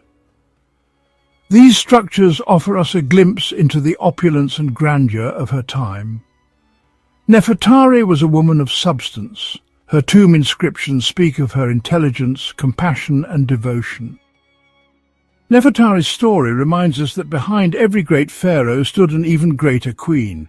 She challenged the traditional image of queens as passive figures. Her legacy continues to captivate us today. Her name graces museums and books, her image in art and culture. She remains an icon of ancient Egypt. Her story is a testament to love, devotion, and the human spirit.